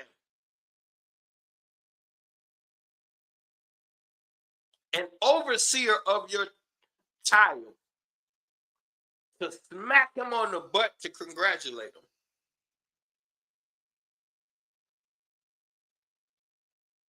Now, that don't mean nothing. Why you looking into it like that? It just means good job. I'm not dealing with any of that. I'm not asking any judgment. I'm asking a question. I'm asking you, who came up with the idea that when your little boy makes a basket, his coach gets to smack him on the butt and tell him he did well? who came up with that. I seriously doubt it was a parent. It was one of these coaching figures. Now, of course, I grew up playing basketball, and it happened to me, and I thought nothing of it at the time. But then we fast forward into a time frame where we learn that a lot of these coaches have been secretly molesting players and SAN players. So when we get to a space, and this is what I mean by separative thinking. All the main stars went through initiations to get there. Absolutely. How? Why is it okay? And now this transitions because now you get to a space where you have male coaches coaching girl sports. And when she makes a basket, he gets to give her a pat too. Who made this okay?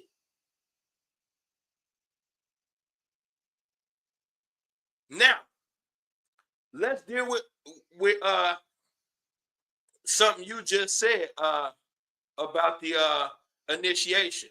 But I'm gonna say to my down south partner, I know you remember last year, 1 year ago, I went to war on Clubhouse, me against 20 of them. And I was talking about Jay-Z was a sex monster and he was part of all of this bullshit. And they tore me up. They talked about me like a dog, tore me up, triple team, quadruple team. They was on my heels. It was me against at least 8 of them. And they was furious. Got to the point where people disowned me and didn't want to speak to me no more. Start leaving the room and saying, all I do is bring trouble and talk about pedos. Well, here we are. I was right. I ain't got no inbox with no my fault. I ain't got no people that used to hate me that don't no more. Nothing changed. There's a thing going on and you're missing it because you're a fan. And fan is the root word of fanatic. You should be a fan of nothing other than your family and yourself. Be your biggest fan. That's what you should be a fan of. Be your children's biggest fan. Be your wife or your husband's biggest fan. Anything else, you bugging out. Because those are things that you have daily interaction with, and it can be a reciprocal thing. When you're a fan of an entertainer, that's not reciprocated. It's your energy and admiration that gets them a check. It's not reciprocated. You get nothing but a feeling that you could get from your family. Now, initiation, that's an important thing. That's a very important word because we seem to think that we live in a world. Now, you know, on a day-to-day basis, you never can get something for nothing. Everything you try to accomplish in this world,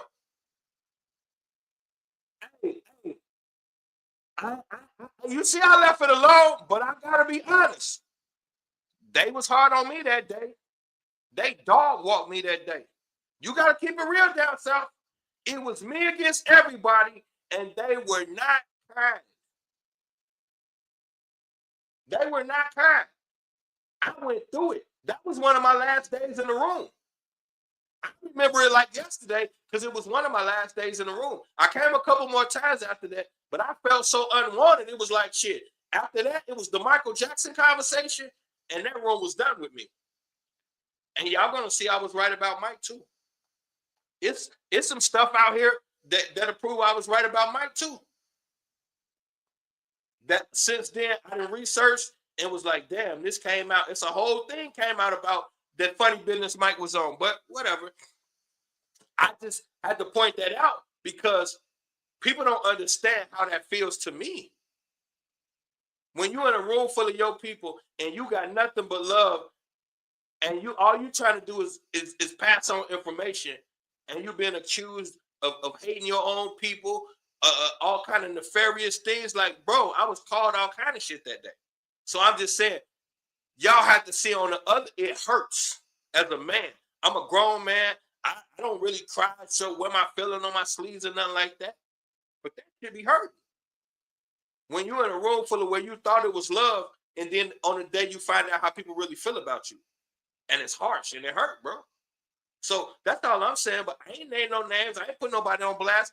I was finna come to the room and say what up, but I didn't want that to seem like I was being vindictive. So I just said, fuck it, I'll go live. That's all it is. But that should be hurting, bro. Because I lost close friends over COVID. It came out that I was right this year. Nobody inboxed me. If you go back, when that C-19 shit hit, I'm one of the primary people on the front line, and that's when I had crazy numbers every night. 2,000-3,000 views every night just off Facebook. My numbers was crazy, bro. And people literally stopped fucking with me over that. The vaccine shit, man, please. And now it came out that the vaccines was wrong and that they suing Pfizer. You think people would come and say, hey, General, man, you had our back. You was really for the people doing C-19 and we didn't see it. Hell no. People going with their lives and figure, fuck me. But that shit, bro, it never go away from in here. So that's my rant, whatever. I'm grown. Either way it go, though,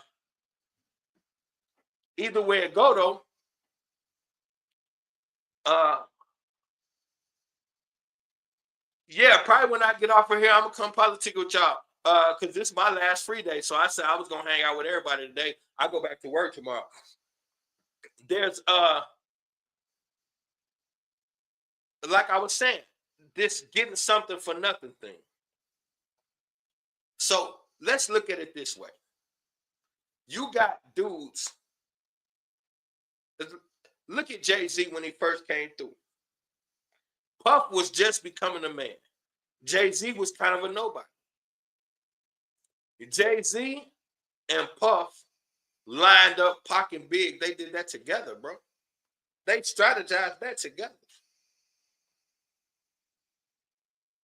I always looked at Jay-Z as the biggest thing in hip-hop.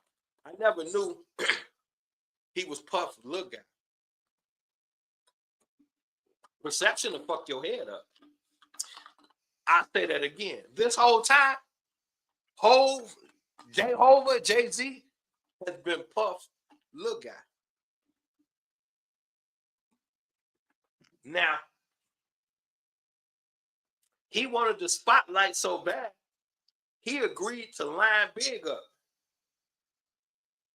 And when Diddy asked him why was he so willing to do that when this man showed him so much love, he said, well, if he has so much love for me, that deal he trying to do with Pac, he should be doing with me. Plus, I'm tired of being in his shadow. I want to be at the top. Now, right there in that space, this is a space that we have to understand.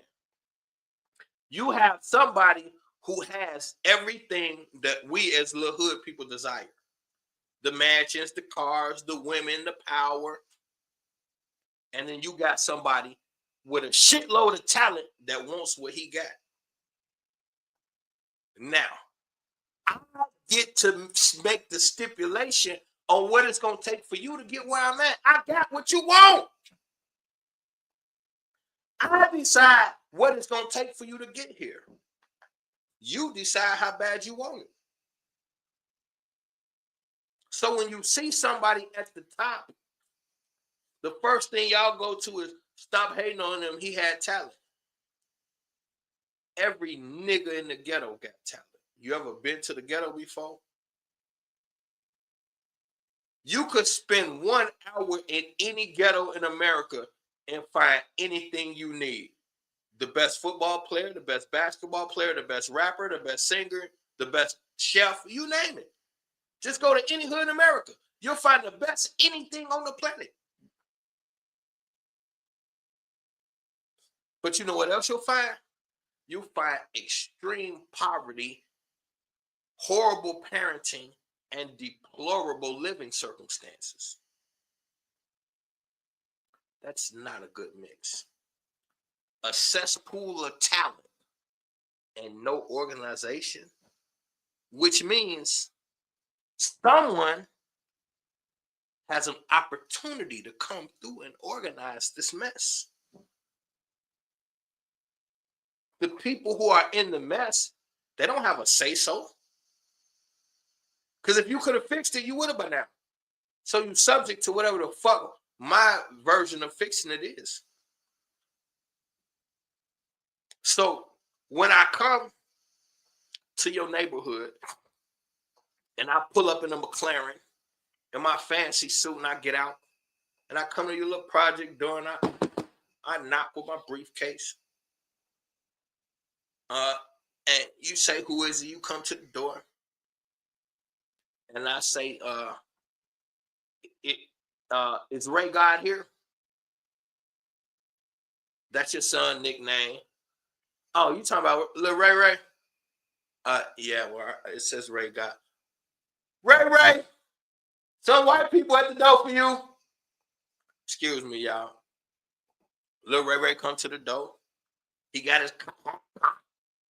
his chains dangling, all that type of shit. What up? Oh, y'all dudes from Universal. Come on in, man. They come in, they have a sit down. Lil Ray God. He intelligent as hell. Smartest out of his squad. Might be the smartest in the neighborhood. He not finna read this 20-page contract, though. Because then the dude gonna say, here's the contract right here we were telling you about. Now, we got plenty of time if you want to read it. We give you about 20, 30 minutes. You can read it and make sure what it says, or we can just, we can go over the basics for you and have you sign it. And, I know you're probably hanging out with the homies or whatever. We get you up out of here. Oh, man, I ain't tripping, man. Just read that little shit to me. Man. Yeah, we up here. Yeah, we matter of fact, we working on some shit right now, man. You hear that shit upstairs, man? Yeah. So they give you a brief overall of the contract and you sign it. Glorilla signed her contract in a goddamn grocery store parking lot.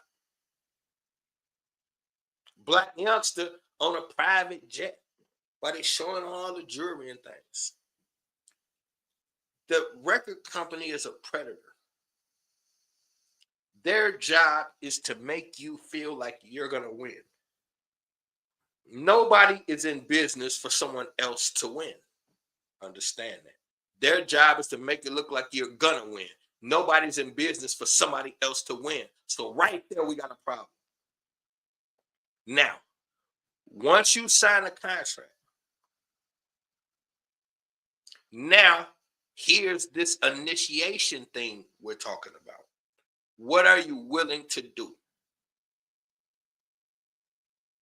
You're going to get an invite to a party. You're going to see the guest list. Everybody who you have ever admired is on that list to be at this party that you've been invited to. In your hood, you got the slick whip, you got the rollies, you got the jewelry, you got all of these things that in your lane is considered extremely successful. But when you get to this party and you stand next to motherfucking one of these rappers, and then you look at your diamonds and you look at his diamonds, slight difference.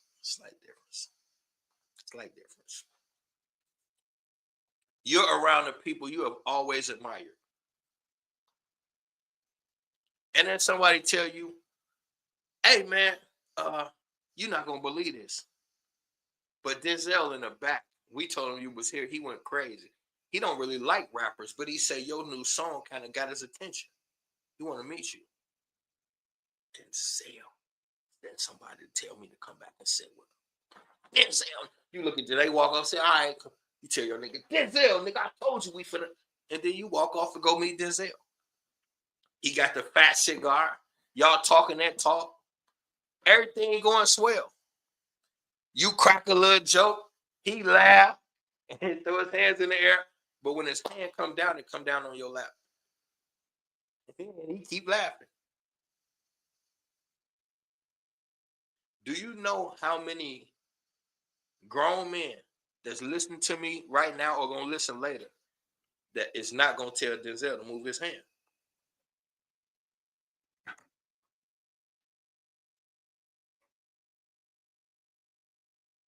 Just like that. That's how quick it happens. Now you're in a position.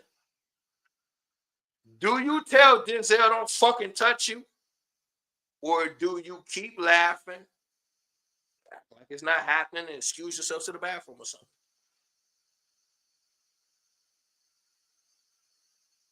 You excuse yourself to the bathroom, don't make a scene.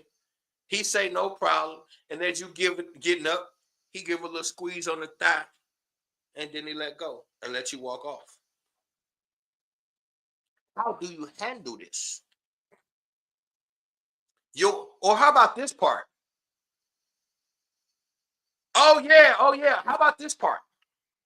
You get your first invite to the mansion party. You walking up the steps. You notice, man, that's Cat Williams. You noticing NBA ball players and all this shit. Yeah, hell yeah, we going to the mansion party. So you get to the front door. It's a big swole nigga down there butt naked with a tuxedo coat on and some bikini drawers. And you notice the people right in front of you, one of them is your favorite NBA player. And you notice as the naked dude frisking him, he grabbed the sack and the butt. Your favorite ball player ignore him and walk in the party. It's your turn. Do you let big dude grab your sack and your butt? Or do you turn around and say, I'm not walking in that motherfucker. He not finna touch me. Now, most people gonna say same thing you just said. Oh yeah, justice for Ali Carter. I've been rocking with Ali Carter from the beginning, and that is Tupac's daughter. And whoever thinks she ain't, fuck your life, kill yourself. All right, now back to this. Now, a lot of people gonna say they would do the about face down south. I'm gonna say I would do the about face. However, none of us have just signed a $1.7 million contract, and this invite came from the record company.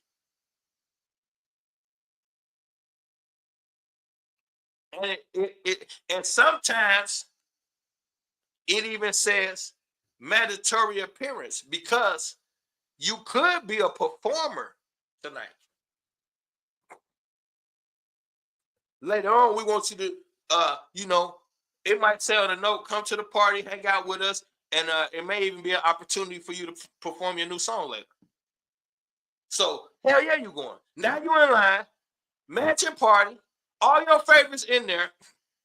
They done told you, you're going to get a chance to perform in front of everybody later. But you have to endure the ball grab and the ass smack at the front door. He not finna caress the balls. He just gonna boom, boom. Do you turn around or do you go? Now, I'm still gonna say, like down south said, I turn around and leave. The problem is, most men gonna say they turn around and leave. The reality is, if that were true, the party would be empty. Because I just gave y'all a real life scenario of what they do at the door. I didn't make that up. That's a real life scenario of what they do at the front door. One motherfucker was finna go into a party and they asked for your phone and a blood sample. They want to prick your finger. Why the fuck do they want a blood sample at the front door for me to walk into this party? And we could take all of that and throw it away and just reduce it to one question. Just one simple question. What's the purpose for any of these things? Why can't we just throw a party and walk in? Somebody at the door, take my invitation, I come in. Whatever I choose to do or not do is fine. Get on with my life. Why can't that be it? Because of what this brother said, initiation. We have to see who is going to be a part of what is really happening. What's really happening is, hold on, let me show y'all what's really happening. Let me show y'all what's really happening at these places. I just seen I was going through all my flyers. I just seen one of my flyers that explain exactly what's popping. Is this, wait, where'd it go? Here we go.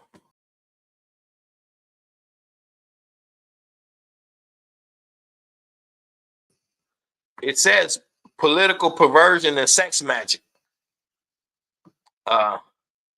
Political perversion and sex magic. Or here's another one.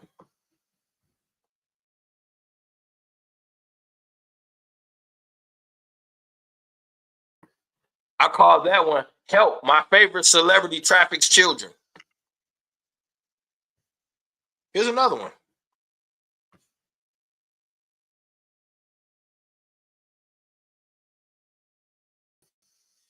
Celebrity Secret Sex Society.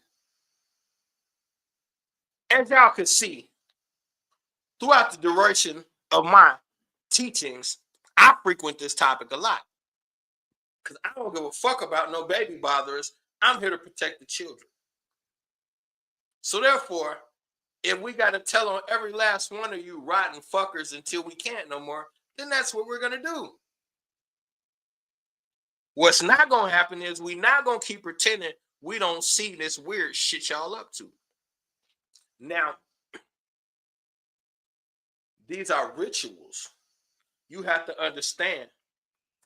Now let's get to the deep shit. Let's get to the sorcery and the witchcraft. Because when you have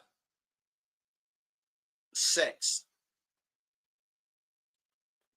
that's a moment that I don't even think y'all understand. You can access the divine realm through sex. That moment when you're having an orgasm, you are interacting with divinity. This is a God moment. Your orgasm, you're opening a portal with a direct connection to the universe at the moment of orgasm. So therefore, that's why all of these rituals involve sex. Also, the most important force in existence is energy, because energy is what God is. So the manipulation of energy and sex, when these two things are combined, you can program a human. Using sex and manipulating energy, you can program a human to do what you want them to do. This is why people talk during sex, because you're in a euphoric state where you're easily manipulated. So guys get cocky and say, whose is it? Because that's the one moment where she's going to give you your props if you need them. She kind of don't have a choice. Just like when she asks you, is it good? At that moment, the last thing on the planet you're going to tell her is no. Because at that moment, it feels like it's amazing. This is energy manipulation. Because if not asked, you probably wouldn't say these things. So now, this is the ego of the other person manipulating you for their benefit. Now, I'm making something sexy sound diabolical. I don't mean to, but it's just the reality of what it is. So now, imagine if someone was completely facilitating this event and was completely aware, and the other person wasn't. Now, if we're talking about energy exchange, fear is an energy. And that's why they say fear is poison, because it opens up a certain portal, if you want to call it that. So at the moment of fear, your body secretes a certain chemical. The bigger the fear, the more secretion. This chemical is so powerful that they have began to bottle it up and use it as a drug.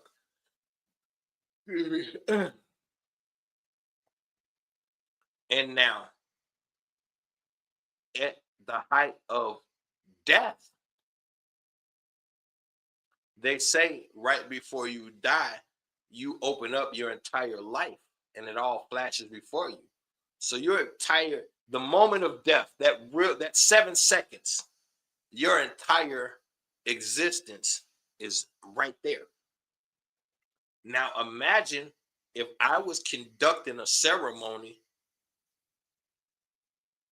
to where I was manipulating your energy and your blood for that very moment of secretion.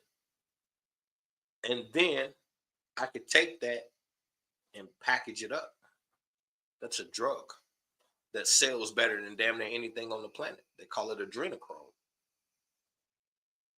It's what they call the fountain of youth. It makes you look younger, and it is embedded in all the information of the being who just left this realm. So this is called alchemy. This is called high science. This is occultism. This is what they're studying to know how to deal with you. So you study all of the patterns and then you manipulate them through the energetic fear. This is basic, simple science. So when we talk about rituals and initiation, understand that a rap concert is a ritual. This is the compartmentalization. You've been taught to look at a party as a party. But what's the purpose of a party?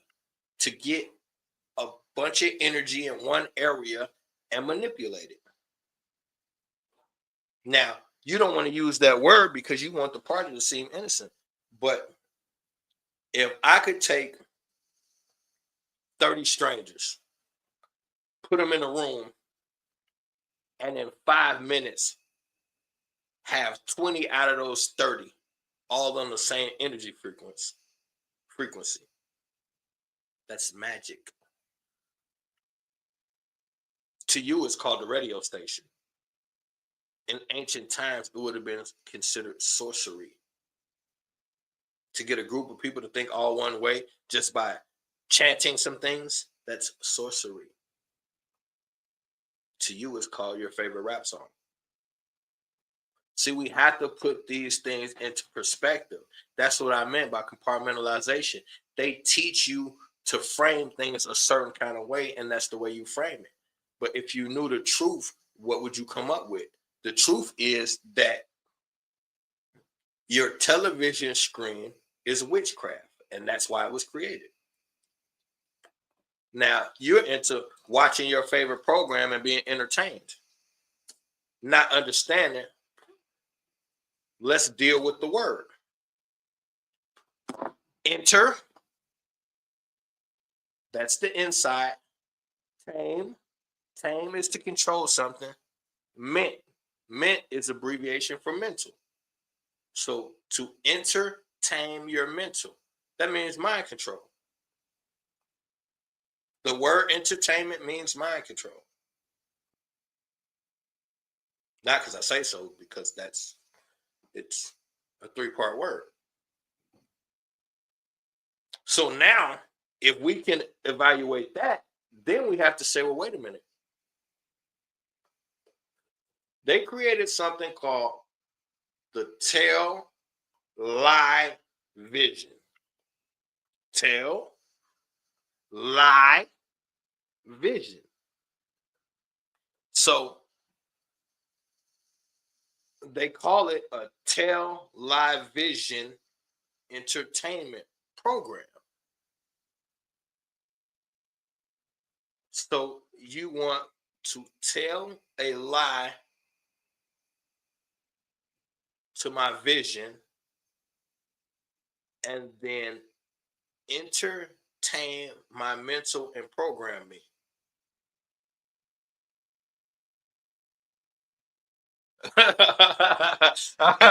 I appreciate that. I appreciate that. I told you we was, but that I appreciate you for sticking with me because you said that an hour ago, and when you said it, I said this party just getting started. Now an hour later, you say that. I appreciate that. I salute you for being a man and just seeing what I was talking about. But now check it out. Check out the breakdown though. So now we got a tell lie to our vision. That means don't believe what you see. Then it says entertain the mental, control my mind, program me. So don't trust what I see and program my mind. That's what they created for you. Something where you can't trust what you see and program your mind. Well, shit, that's a fucking magic show. The magician wants me to think a certain way, and I know everything he does is trickery. I watched a magician make a helicopter disappear on stage. I know fucking helicopters don't disappear. Now, where the fuck they put that bitch, I couldn't tell you. But I seen a helicopter on stage. I seen them put a sheet over it, and that motherfucker wasn't there no more. He's there to tell a lie to my vision and tame my mental and program me to think a certain way. Now, Hitler created the television. Keep that in mind. This guy had the best scientists on the planet. The television was a concoction of Nazi Germany. That came from Hitler. So these things are put in place for a minute, for a reason. Now, the only thing I'm watching on this TV, once again, is entertainment programs.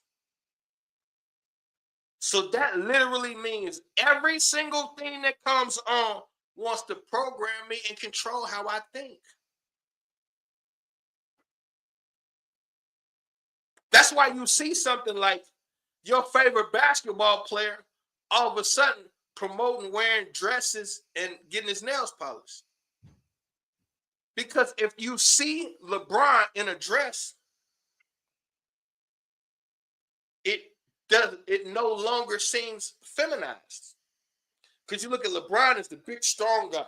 So if LeBron is doing a commercial in a dress, it's funny. It doesn't mean anything. No, it means something. And he understands that. You calling him King James. That's intentional. Everything is a thing. So now,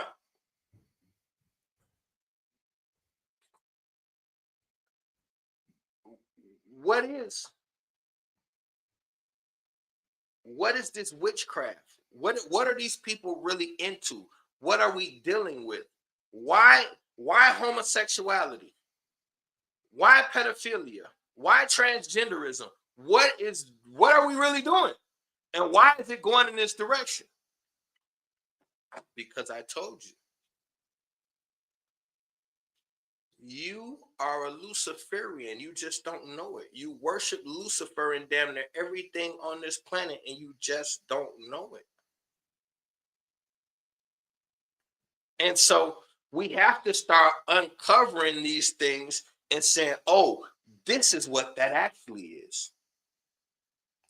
Because there's no more innocence on this planet. So when you see these award shows and you see all of the satanic stuff. And then you say, you put it to just this one artist. Oh, that's just Lil Uzi. Or that's just this guy. Wait a minute. Don't the Bible say you can't serve two masters? And I'm not a religious dude, but most of y'all are. The Bible say you can't serve two masters. So how can you have the same award show where every artist come up there and thank God and Jesus, but some artists get to worship the devil? You can't do those in the same building if you're for real. You ever seen a Satanist in church? Well, most of the people in church are Satanists, but but what I'm saying is to the outward look. You got the pastor preaching about God and Jesus. You never seen somebody in there trying to have a conversation about the devil. So you cannot be praising God and Jesus, and then right after you thank God for your award, the next performer says, "Hail Satan," and got devil horns everywhere. And in y'all mind, it's this freedom of speech thing. No, that's not how it works. There's a game being played, and you need to understand the players and the rules. So now, they're showing you in the videos, and you can hear it in the lyrics. I said this the other night. Jay-Z and Kanye had a song called "Niggas in Paris." And if y'all remember, they were saying that song was giving people epileptic seizures and shit with all the lights and shit flashing. So before the video comes on, they have to give you a warning about seizures and shit. That's one problem. But listen to the lyrics. Jay-Z said, "I ball so hard, motherfuckers trying to find me. Ball so hard, this shit crazy. Been up for like 6 days." Now, check this out. At the time when they were making that Watch the Throne CD, Jay-Z was fighting a SA case with a 17-year-old. So he went to Paris because they was looking for his ass. He blew trial and went to Paris. That's why he says, "I balled so hard, these motherfuckers trying to find me."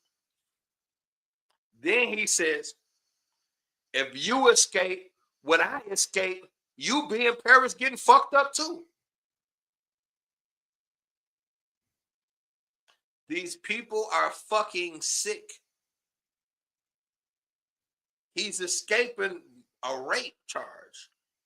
So that's why he's in Paris getting drunk off his fucking mind making music, because he's paranoid. Not because I say so, because he said it in the song.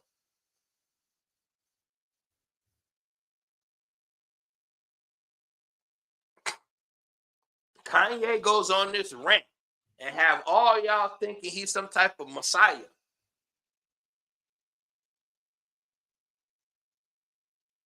Oh yeah. You know I ain't gonna play down south. Come on now.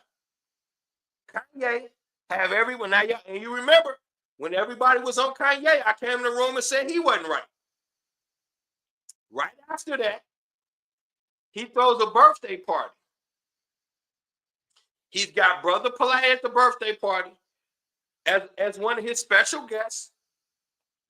At the time, Brother Polite is fighting the sexual assault charge of the minor, and he's at a Kanye West party. But here's the thing. Kanye got his 13-year-old daughter at the party. and they're eating hors d'oeuvres off the naked women. He's got naked women at the table. And y'all know how they do. They eat the food off the naked ladies. Why is his 13-year-old daughter at a birthday party with grown people eating food off of naked women?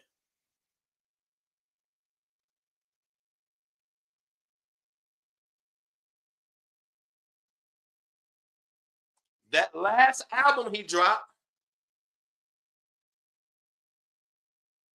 he's hanging out with Marilyn Manson. He do an interview, and he state, that's my brother from another mother. When he was doing his Sunday services, he brought Marilyn Manson to the Sunday service. You brought the leader from the Church of Satan to your church service as a special guest, and you put him in all white. And the reason why he did that is because Marilyn Manson was fighting an SA case. So he took him to Sunday service and put him in all white to make him look good during his rape case. It's not one or two guys. It's the entire fucking industry.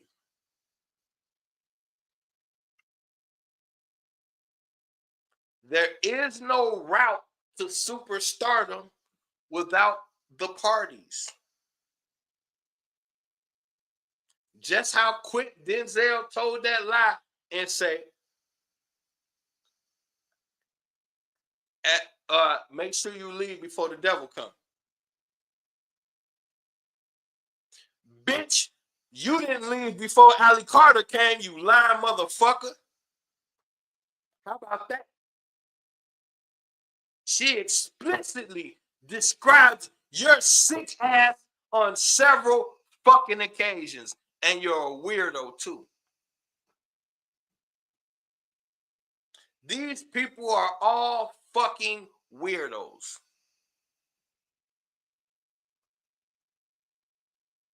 If you can watch weirdo shit happen to children, whether you participate or not, you're a fucking weirdo. And God's gonna get you. And that little hell scenario that y'all so worried about, no, it ain't gonna be no place where you eternally burn forever. It's worse. Anyway, this is the way. See, you have to understand that this has always been about controlling and dominating this planet for a particular group. In your mind, that group changes however so often. The reality is the same people that invaded this planet 1 million years ago are still here doing exactly what they've been doing. Now we got to get spooky for a minute, because y'all talk this God and this devil talk, but you don't really believe it. For you, God is a happy feeling, or that something to that effect. The devil is a red guy that's mean with horns. And that's as far as you go with it. When we get to talking about real life scenarios, you stay away from that, because it gets a little too creepy for you. You believe in angels, but you don't know what they are. You believe in demons, but you don't know what they are. You say you believe in aliens until we talk about them, then you don't believe in them. I think the reality is you don't really know what you believe. So you're kind of all over the place. So is there something outside of this planet that exists, a different species? If you think that the only species ever created are humans, I'm going to be honest, you're weird. And I don't even know how to get you out of that space. It's just weird. Unless you believe that there's no other planets. Now, if you believe that there's no other planets, then it's okay for you to believe that there's only human beings and that I don't got nothing to say to you. But if you believe that there's other planets, but no life on any of them, then you're fucking weird. Because why do we have all these planets? They keep telling you all of these planets are uninhabitable. Then what the fuck are they doing there? How long does a vacant complex stay up before something else happens to it? So y'all think God created these big balls called planets that spin and shit, and they just sit there and nobody's there. They're just there. Whatever. Of course, there's other life forms, or there wouldn't be other planets. Okay, now, do you believe those other life forms ever been to this planet? Well, if not, then we have to explain the fucking UFOs that y'all believe in. And if you don't believe in the UFOs, then where are they coming from? And then people will say, well, it ain't no such thing as aliens or UFOs. The government is making them. Okay. All right. So why is the government hiding their capabilities to make better weapons? Unless there's something attached to that they don't want you to know. If it was just about, we're smarter than you think. Nobody made us that way. We're just smarter. I mean, okay, you're smarter. Where is this technology and these capabilities coming from? So we have to start asking the real questions. Then we get real answers. Something's going on past human understanding. And what is that? Then we can start speculating. It could be aliens. It could be whatever the fuck. But there's something. Okay. Is there something else on this planet besides humans? I think to think that there's not is weird. Because we're seeing a bunch of things that we can't explain. So now, $1 million question. There's obviously humans on this planet, and there's obviously something else sharing this planet with humans. What is that something else, and why can't we connect with it? Now, last thing. You personally, in your own life existence, have watched this go from a world that says you should protect children to a world where they come up missing and people are eating children. What happened? What got so fucking weird that it started turning into rituals, bloods, and all this? What happened? Because they show us a time where everybody was primitive and rubbing shit together to make a fire. They tell us that we used to live like that. See, when you're trying to find out the truth, don't go stick with what they tell you, because the lie is fucked up enough. Once you figure out what they tell you, then you can go to the extravagant stuff. Start with what they tell you. They say we used to be primitive. Fire, rock, stick. We used to do that shit. Okay. What happened? How did that society completely convert to this? Where did this intellect come from in a couple hundred years? In 100 years, we went from riding horses to cars that park themselves. That has never happened in any form of civilization that we understand. What happened? There's something else going on. And you don't have to decide what it is, but you do have to admit that there's something else going on. Because soon as we admit that there's something else going on, then we have to start thinking about what that could be. So we know there's two different sides to this world. There's a side they're telling us about. There's a side they're not telling us about.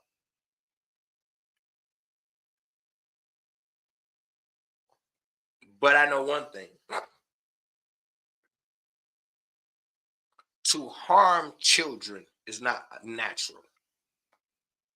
To physically violate women is not natural.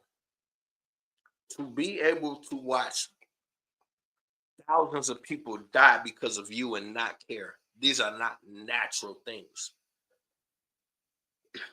So we have to be willing to ask ourselves, what happened in our society that changed how we behave and view one another and how we behave towards one another? That's when we get to the real thing and say, okay, there's a bunch of rituals going on. Where the fuck did all these rituals come from? Now, I wish my brother Eugene was still here, because now I'm about to say something that I wanted him to hear. But I'm gonna get back with him. The reason why I went on a tangent about L is because I see a lot of my Israelite brothers and sisters with that L inside of their name. The only issue is when we let's do this.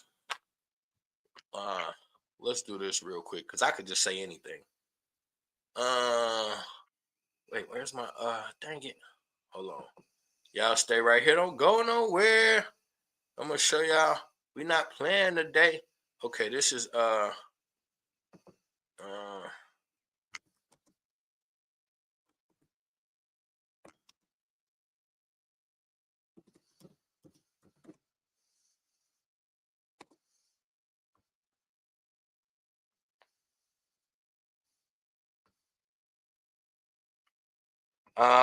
wait.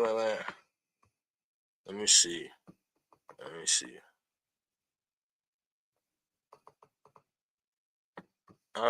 Okay. Hold on. Come back over here to y'all real quick. Then I'm going boom, share my screen, boom, and then hit that.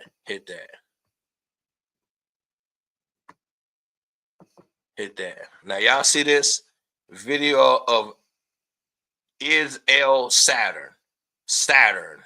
The birth of Saturn. Hold on. I ain't done with you. I'm not done with you.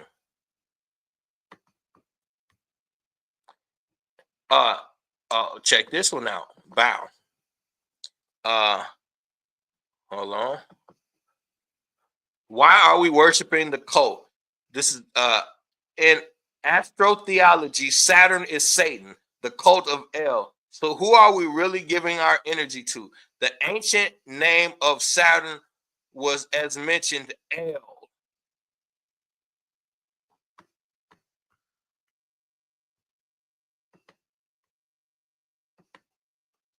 See, I told y'all earlier. Hey, Peace Queen. I told you, I'm not here to play. I'm not going to fuck around and play with y'all. That's why I told that brother we should let that go, because once we start digging, we find uncomfortable things. Now you got a bunch of brothers around here that's using L, and these are Hebrew Israelite brothers, but there was no such thing as an Israelite in antiquity. There's no such thing as an Israelite in antiquity. But let's look at the name. Israel, Isis, Ra, El. This is a Saturnian religion. Now, who were the Israelites originally? The Israelites were Canaanites.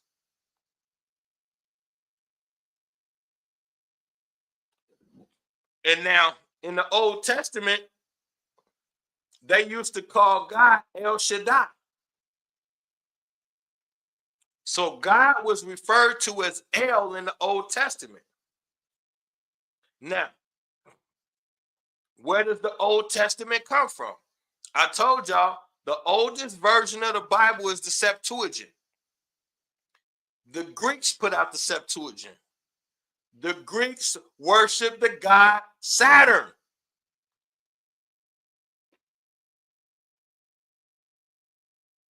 So when you have El,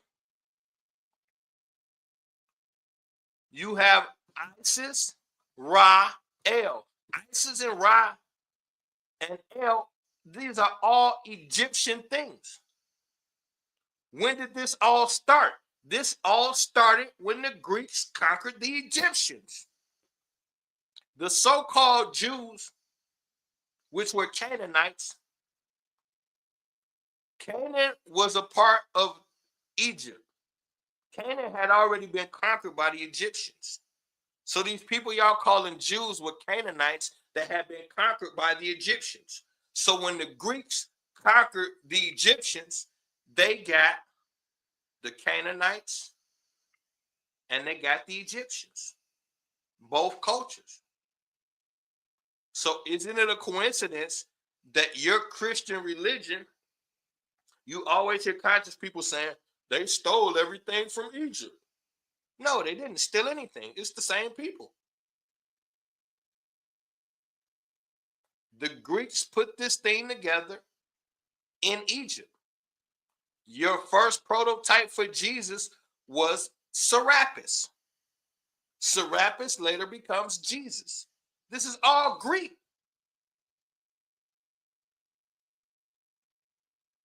Now, you have a lot of homosexuality within the framework of the Bible. What is the other term for anal sex? They call it Greek. Why? Because that's what the Greeks was into. So when you see this in the Bible and you look at the people who put it together, it starts to paint a way different picture than the one y'all like to look at. That's why you have to pull it apart. Because once you pull it apart, it starts to look like something completely different than what you think you're looking at. So now you have the god Saturn. That's why they were able to come up with the opposition to God is Satan. The word Satan comes from Saturn.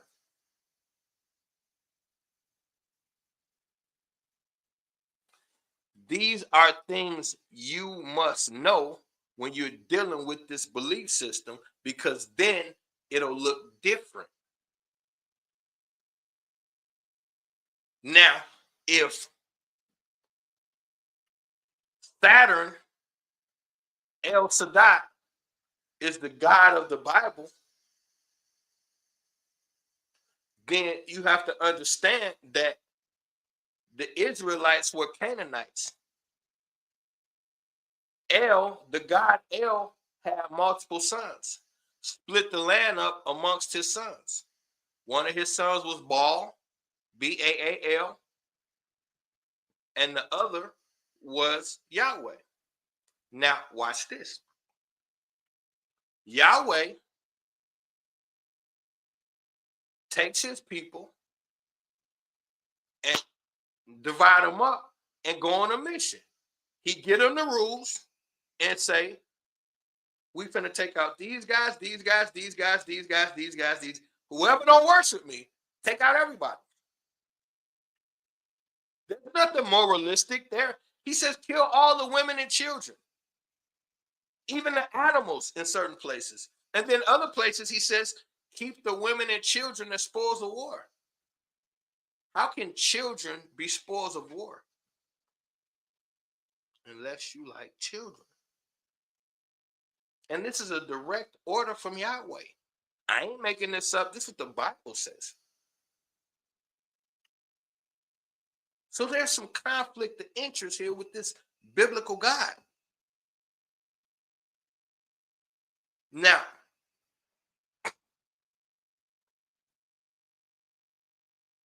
you got a God that they used to worship named Baal.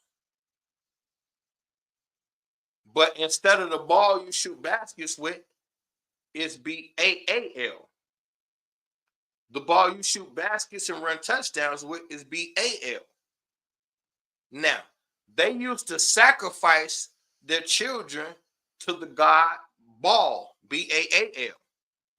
Now, in modern day times, you sacrifice your children to the god Baal because your children are losing identity, character, sexuality, everything. When you give your child over to these organizations and let them raise your children the way they want to, your coach get way more respect out your children than you ever could. You can't talk back to a coach. You talk back to parents all day, every day. You have to view your coach with the utmost respect, or else you get punished. You talk slick to a parent and get off. So the child has way more respect for an athletic advisor than they do for the people who actually created them. Because you sacrifice your children to ball the same way they did in ancient times. These are all things that we have to understand and be able to connect. This is, I told y'all, boy, if I had been up there with Billy Carson, woo, that white guy would have got rid of me a long time ago. But you're dealing with witchcraft, you're dealing with sorcery, you're dealing with aliens, witches, warlocks. All of these things are a part of your world. You can't separate them for convenience. All of y'all ladies be so heavily into Beyonce. Google or YouTube Beyonce's drummer. The lady from like 6 years ago who said she got the hell away from Beyonce because she woke up one night, she was killing the cat. Say she used to kill animals and do rituals. She caught her killing the cat one night.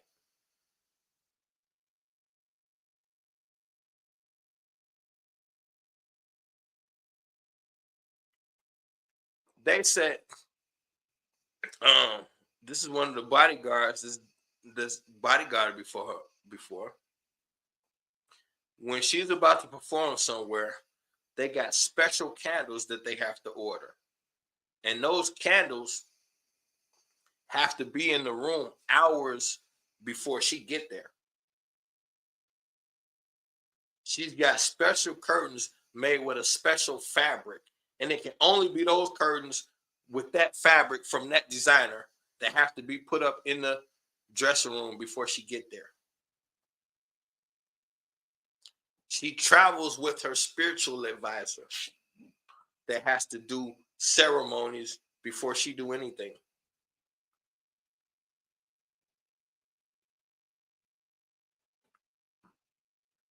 She got that song where she sit there and explain to you how she murdered that girl. On her little cowboy album, she got a song where she take you step by step through the murder and why she did it. Now, this is allegedly the girl that had the baby for them, because that's not their baby. If you don't believe me, go watch Google YouTube Beyonce pregnant on Oprah show. When she went on did Oprah and she was allegedly pregnant, there's a scene where she bent over and her entire belly is creased. It's impossible for there to be a baby in there. And it was rumors that she had a surrogate, but just didn't want people to know. That's why her body was back in shape so fast. Now, that alleged lady came up dead. And she describes it in that song. This is why I told y'all about Cat Williams. He's another one. It might take 5 or 10 years before it come out, but it's going to come out and he's one of them. And y'all fell for it again. And I told y'all, you can't see, y'all think you can play with these people. On one end, he talking about this secret group of people that he's not welcome in. But when you go on the flyer for his last tour, he throwing up all of their hand signals like he a gang member. See you? And then people's like, what if he just doing that, trying to trick the people, but he ain't really with it? You really think you could play with these people like that? You think you could play with the devil? You think you could trick the devil, huh? They say the devil is the father of lies, but you think you could trick him with a couple hand signals.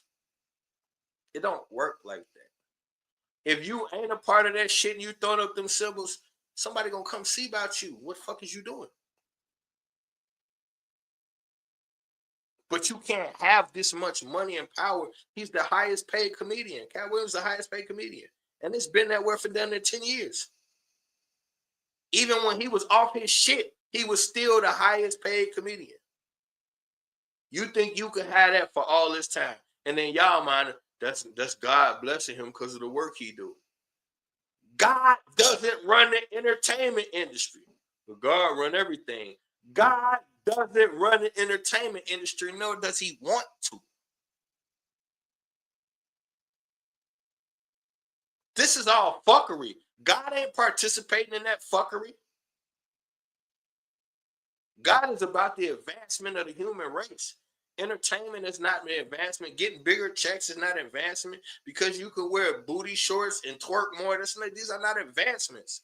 We are a declining race. All of the shit that y'all consider evolution is a decline. We are the second most spiritual beings in existence. Does it look like it?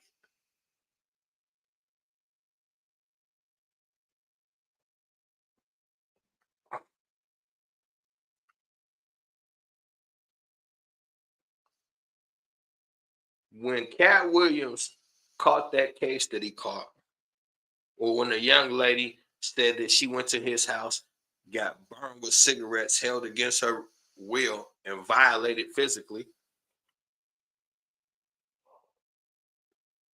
they asked her, when did she notice something was off? She said immediately when she walked in. What threw her off was there was a witchcraft book on the front table, on the coffee table. Why is Cat Williams reading a book about witchcraft?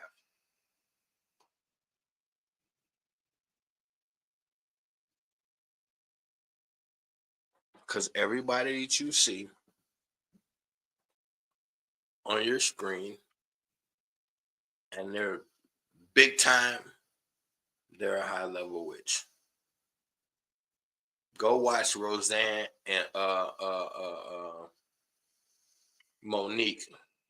When Roseanne had Monique on her show, you're looking at two high level witches having a conversation, and it's a crazy conversation. But you gotta know what you're listening to. For the average person, you might get bored. If you know what you're listening to, they talking that shit. But either way it go, just keep in mind, witches, wizards, and warlocks. That's who run this planet. Everything is satanic and Luciferian. If you want to be a fan of anything, be a fan of yourself and your family and the people that love you, your children. Be a fan of that. Because everything else is fodder. There are very few good people, but the planet is alive and it loves you. Take care of the planet. And indirectly, you'll be taking care of yourself. Stop looking at evil and pretending you don't see it. Every time we face to face with evil, we get a feeling. Stop ignoring that feeling, because you feel what you feel and you see what you saw. It's only once we stand up to this that it'll go away. It's not going to leave on its own. Once the universe continues to see that we're rebelling, it will work with us. Knowledge is the only real power. Information is the only real currency. But the application of both is the route to divinity. I love y'all. I'm gone. We'll be back tomorrow, 7 p.m. Central Standard Time, and I'm about to do a crazy breakdown on NASA. You never heard this before. I'm going to show y'all that NASA falls right in line with everything we talked about tonight. And I'm going to even show y'all rituals and satanic ceremonies attached to them. So make sure you come rock with your boy.